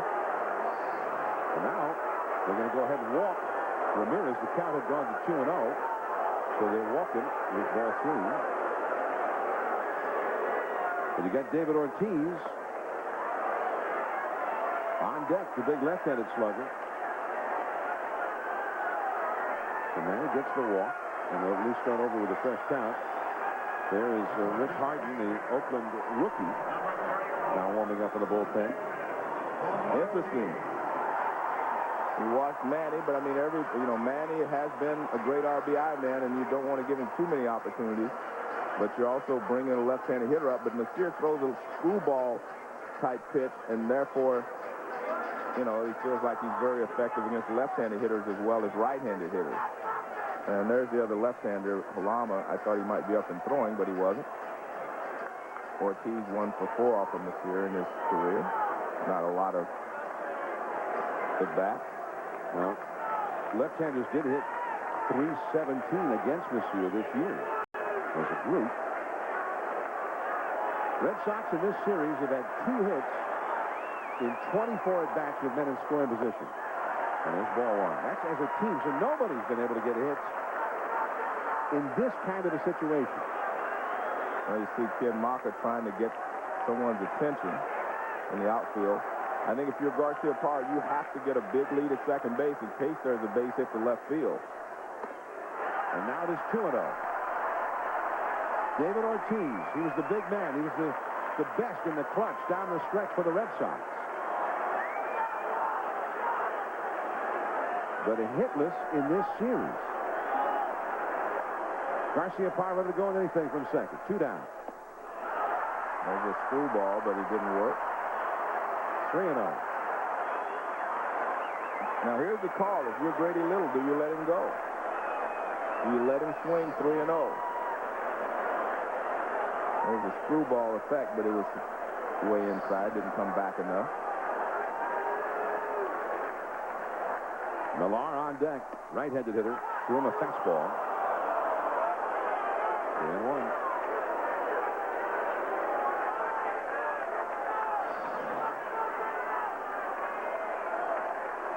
Inside corner on the acceptable edge there. Well, he threw that off speed pitch again, Joe. Yeah. And he fooled him. Well, that's why I thought I would, you might let him swing 3-0, although it wasn't a good pitch to attack on 3-0. It was a pretty good pitcher's pitch. So now Nomar, who has some speed anyway, will be off and running with the pitch. There he goes. A bloop, but Tejada back to get it.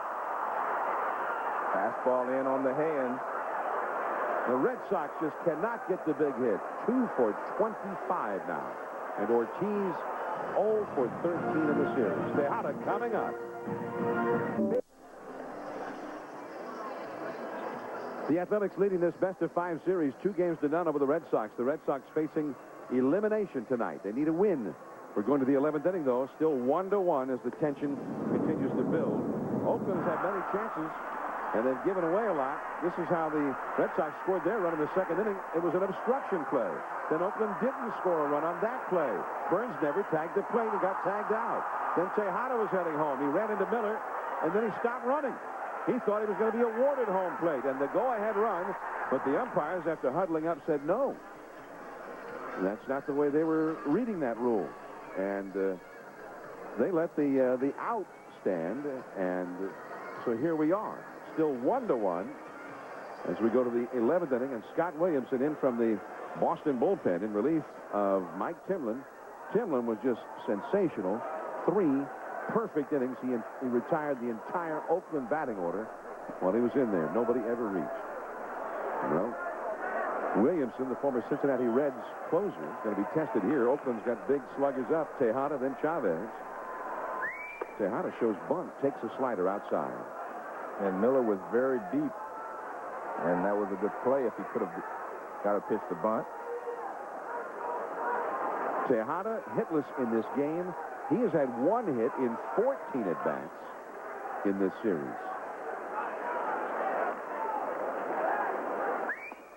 Well, that was a high-hanging slider that misses. 2-0. Well, of course, you have to be careful with Miguel Tejada, especially now that you've gotten behind the count, because he does, hit some dramatic home runs. With 27 homers overall this year. He powered one right by him. 2-1 the count. Well, that was one to hit right there. Well, I don't think it was. It was in, I think, enough. It was just a fastball. See, that ball's inside. He pulls his hands in and try to get to it. 2-0 with ball out over the plate like that, you probably could do something with it. 2-1 the count to Tejada.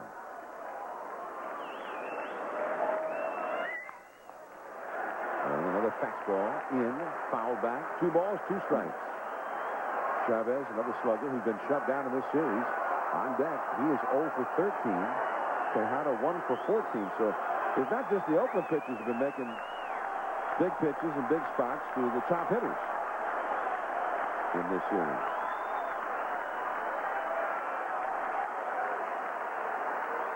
Two and two. He struck it out. Couple of fastballs in, and then the last one, he goes away.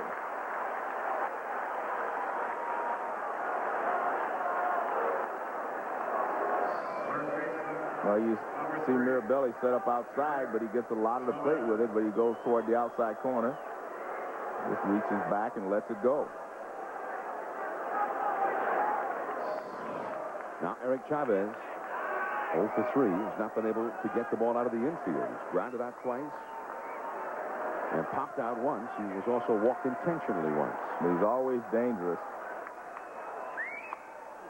And a slider that is hit foul and back over the rooftop and maybe into the streets of Boston. 0-1. Chavez had 29 homers, 39 doubles, 5 triples, and 101 runs batted in during the season, but has not had a hit of any sort in this series. 1 strike to count. And slider in the dirt. 1 ball, 1 strike. Rich Harden, the rookie right-hander, up in the Oakland bullpen.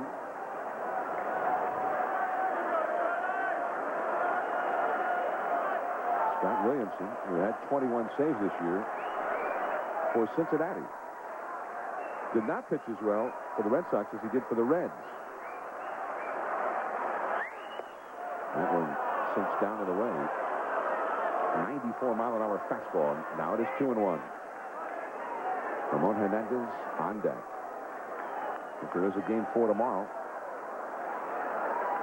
at 1 o'clock, John Burkett would go for Boston against Tim Hudson. Hudson would come back on 3 days of rest, 1 less than usual.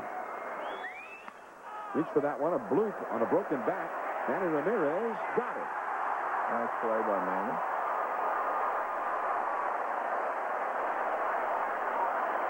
And one of the things that they said this year, he's really improved defensively in the outfield. But this is a little flare in the left center. Manny comes racing in, and he gets there and makes the catch.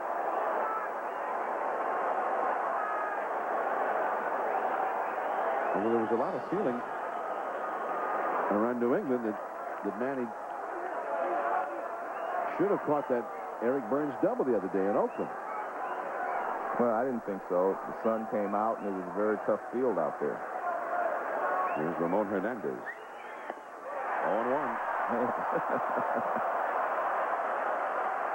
Looked like he might have twisted his ankle after that swing. Well, he's definitely not trying to hit a single to right field. And you might well take one shot. You sit on the fastball, get it, try to hit the green monster or over the green monster. He hit 21 home runs during the season. That's the other side of this game. We know he's an excellent bunter. 0-1 the count. 2 down, nobody on. That slider in the dirt. A ball and a strike. Oakland has not had a hit since the 7th inning when they got 3 consecutive hits. 2 of them infield hits. And they had the bases loaded with 1 out. But Derek Lowe got Billy McMillan on a liner to second. And Rubiel Durazo on a liner to center. And Oakland has not had anybody reach base since. They're in the 11th. High and tight, 2-1. Ted Lilly went the first 7. And, I mean, was he just superb? 1 unearned run. I mean, that should never have happened. The A's had to make 3 errors behind him in that inning. For Boston to get that 1 run, their only run of the night. That's back and out of play. 2 balls, 2 strikes. Oakland booted 2 double play balls back to Lilly in that same inning. And even then, the only run the Red Sox got was on that obstruction call.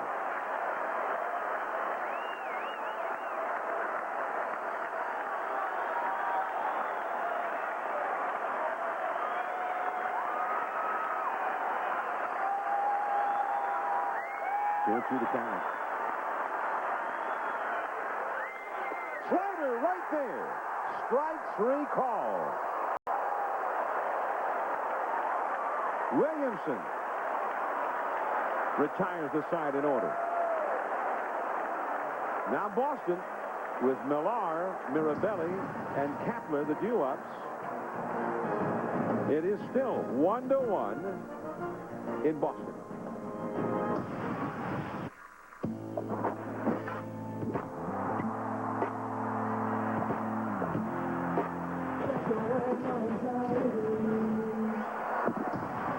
The American League Division Series, the Boston Red Sox hoping to extend this series on, and as Grady Little, their manager, said before the game, the heat is on the Red Sox. Sure, all the pressure's on the Red Sox tonight. They have to win. But he believes that if they do win, that most of that pressure will shift over to the other dugout for Game 4 tomorrow. And here's Rich Harden, the 21-year-old right-hander, with great prospect. He got the win in that 12-inning game on Wednesday night. But he also walked a couple of hitters in that game, John.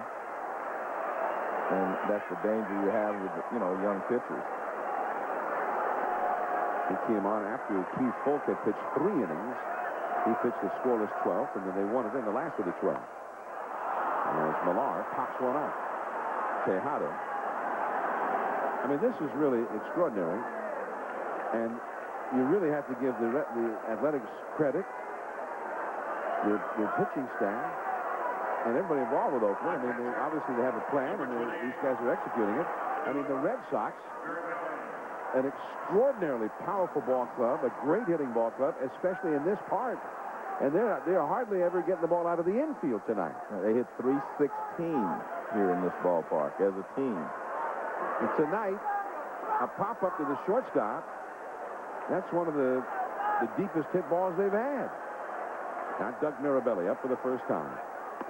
Fastball in there at 96 miles an hour. Strike 1.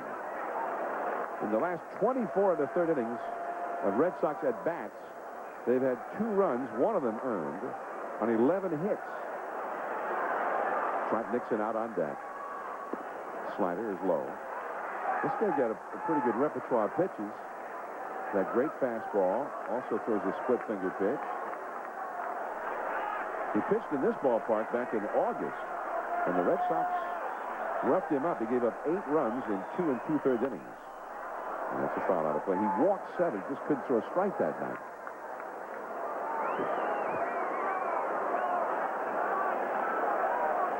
In the minor leagues this year, he was 11-4 in 18 starts. In 101 2/3 innings, he had 108 strikeouts. And Ramirez put in a call for a homer. Instead, it's a base hit to right for Mirabelli. Well, good job of hitting there by Mirabelli. He did not try to pull it, got 2 strikes, just went the other way. So now Trot Nixon's going to come up to pinch hit for Gabe Kapler. Little slide piece away, and he just goes the other way with it. Nice hitting there by Mirabelli.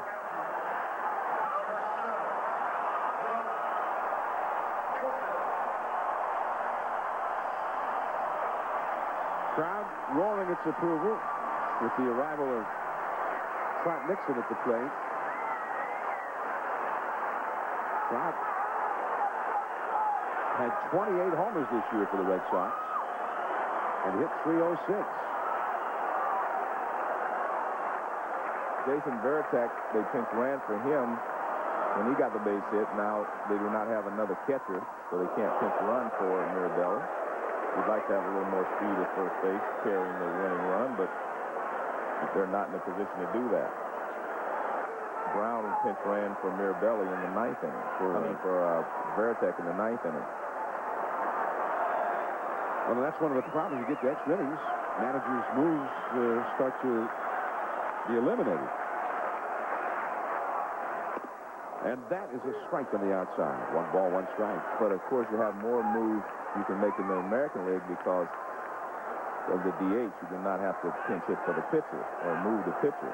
National League, you're a little more limited because you have to pinch hit for someone. And then he's putting another call for a big fly. Nixon high in the air, deep to center. Burns is back at the warning track, at the wall. It's gone! And the Red Sox have stayed alive with a win in the 11th.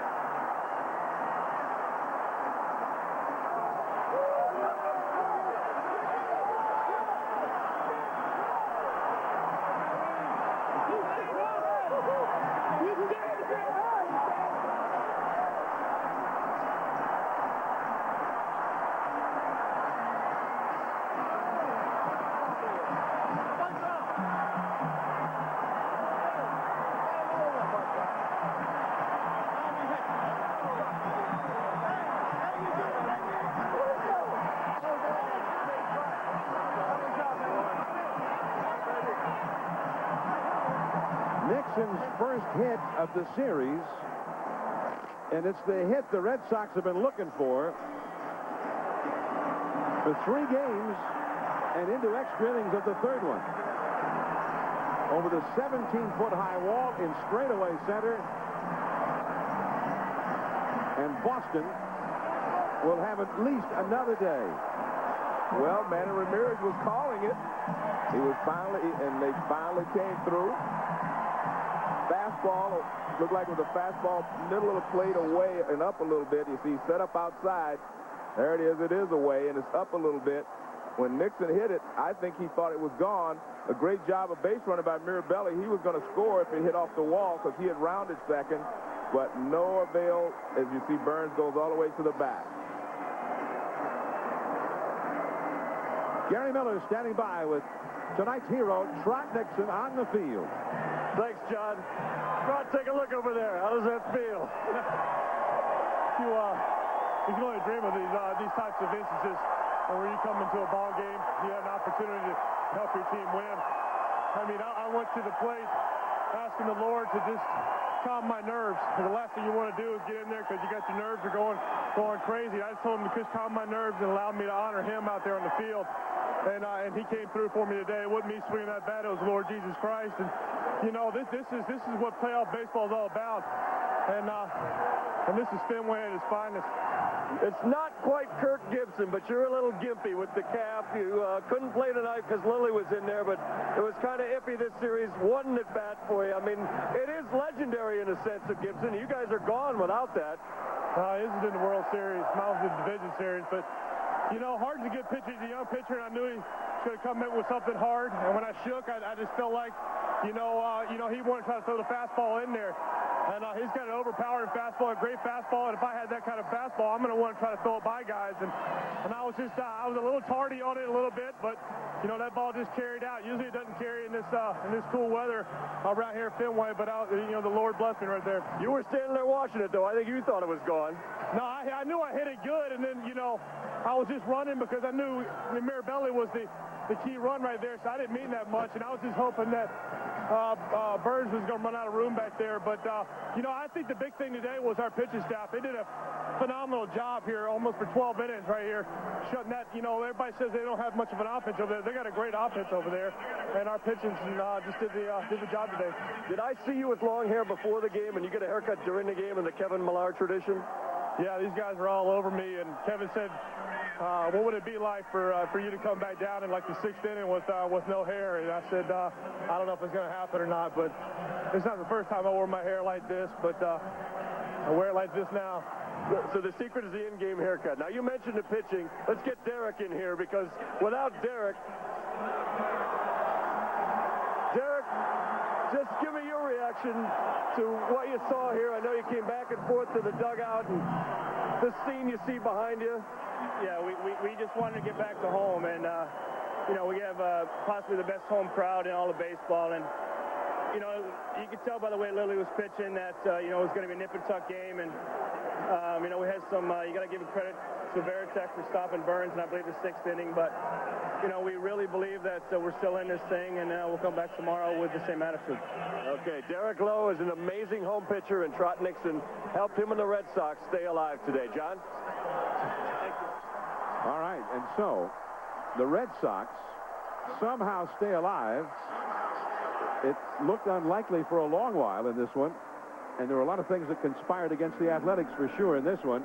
But ultimately, with the game tied at 1 in the 11th inning, it was Trot Nixon, who had not been in the game until right here, and he hit it over the center field wall, and that was a winner for the Red Sox.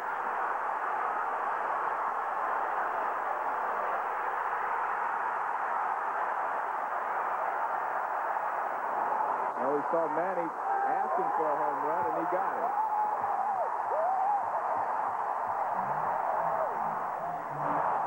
And Derek Lowe, the first out of the dugout, to race to the plate to greet the 2 runners. Mirabelli, who also came into the game late. He came in the 10th inning and had 1 at bat, and his single started this rally. And that's the way to finish it off. There's Trot Nixon running around the bases. The go-ahead run had already scored, but the winning run had already scored, I should say, and he came around to make it 2-0.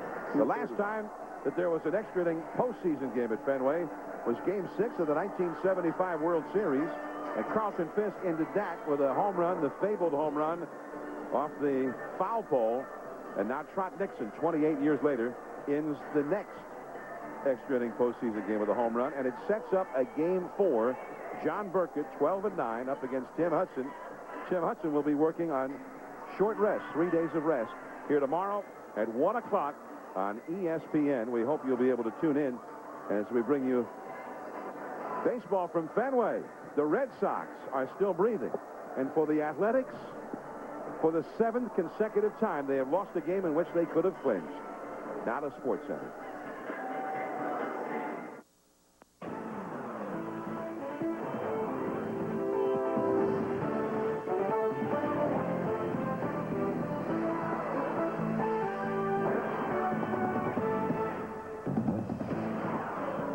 Well, welcome to Baseball Tonight, along with Bobby Valentine and Howard Reynolds. I'm Carl Ravitch. Obviously, you all just witnessed history if you were watching that Red Sox-A's game, and you can hear the screams in Oakland already. This is Tuck Rule Take 2 with all the obstruction calls that we saw in this game, and for a long time it was discussed and debated here.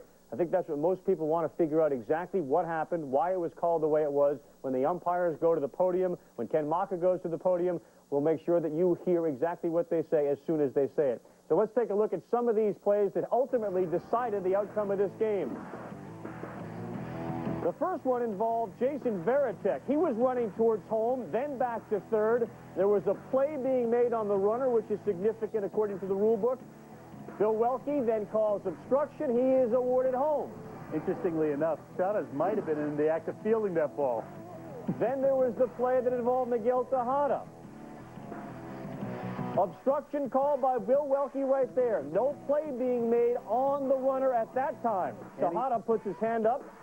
And he had rounded third, stopped running, and then got tagged out. You think he's thinking to himself, wait a second, a moment ago, I was just involved with the play. You awarded, after an obstruction call, the runner, Jason Varitek, home plate. Why not me? You think he was thinking that? Is that a possibility? No doubt. You get home, I get home. Right. Mi casa, su casa. It didn't happen that way. Now, there was a big discussion on the field. We've gone over the rules to the best of your ability. How would you interpret what happened? There's no way of interpreting what happened because the rule book is idiotic. It has to be changed. They have to go in there. I've been preaching this all year and rewrite this Major League Baseball rule book. But if you can read and you can interpret, I believe what was supposed to be done here is the runner was impeded. The impediment caused obstruction. The obstruction should have allowed the runner to score. As I read the rule book, I don't believe it says that if, in fact, the umpires think he could have scored or not. I don't think it says that. Now, I can read, and Carl can read, and I really don't believe... And I can read. And Harold, I don't think Harold can read. And Harold can really read. No, he's really good at reading. We don't believe it says that. So what the heck's going on here to say that now it's all of a sudden their judgment? I believe it says in the book that it's their judgment after you get the base that you should have gotten because you were obstructed with. And this is personal to me because Knobloch was called, given second base in the first at-bat of a Yankee series because Todd Zeile supposedly impeded his direction to second base, and there was no question on whether or not he would have been safe or out or otherwise. I protested the game. They just gave him second base because he ran around Todd Zeile. A little ridiculous, one way or the other. And you said something very important. You protested the game. That's another thing we did not see in this ball game. Ken Maka did not protest it. When you protest a game, have you ever been to a big league ballpark, you will hear the broadcast over the PA say, this game is being played under protest, and the whole Fenway Park would have been booing. And he very well may have been told. You have to do that before the next pitch. He may have been told this is a judgment call, you can't protest. I'll bet he was told this is a judgment call, you can't protest it. That being said, the umpires, saying it's a judgment call is a misinterpretation of the rule, and the only thing you can protest is the misinterpretation of the rule. So if they said that, in my judgment, I believe if he touched third and he already came around third, then they misinterpreted the rule. And that appears to be the if. It seems as if the way the umpires could excuse themselves from any controversy would be to suggest that the obstruction occurred before he touched third base. That ultimately we decided there was obstruction. That's the base that if the runner decides to go back to, he is awarded. He will be safe at third. There will be no outs declared. Tejada then decides at his own peril, you hear new words, to go home. He's therefore back in play.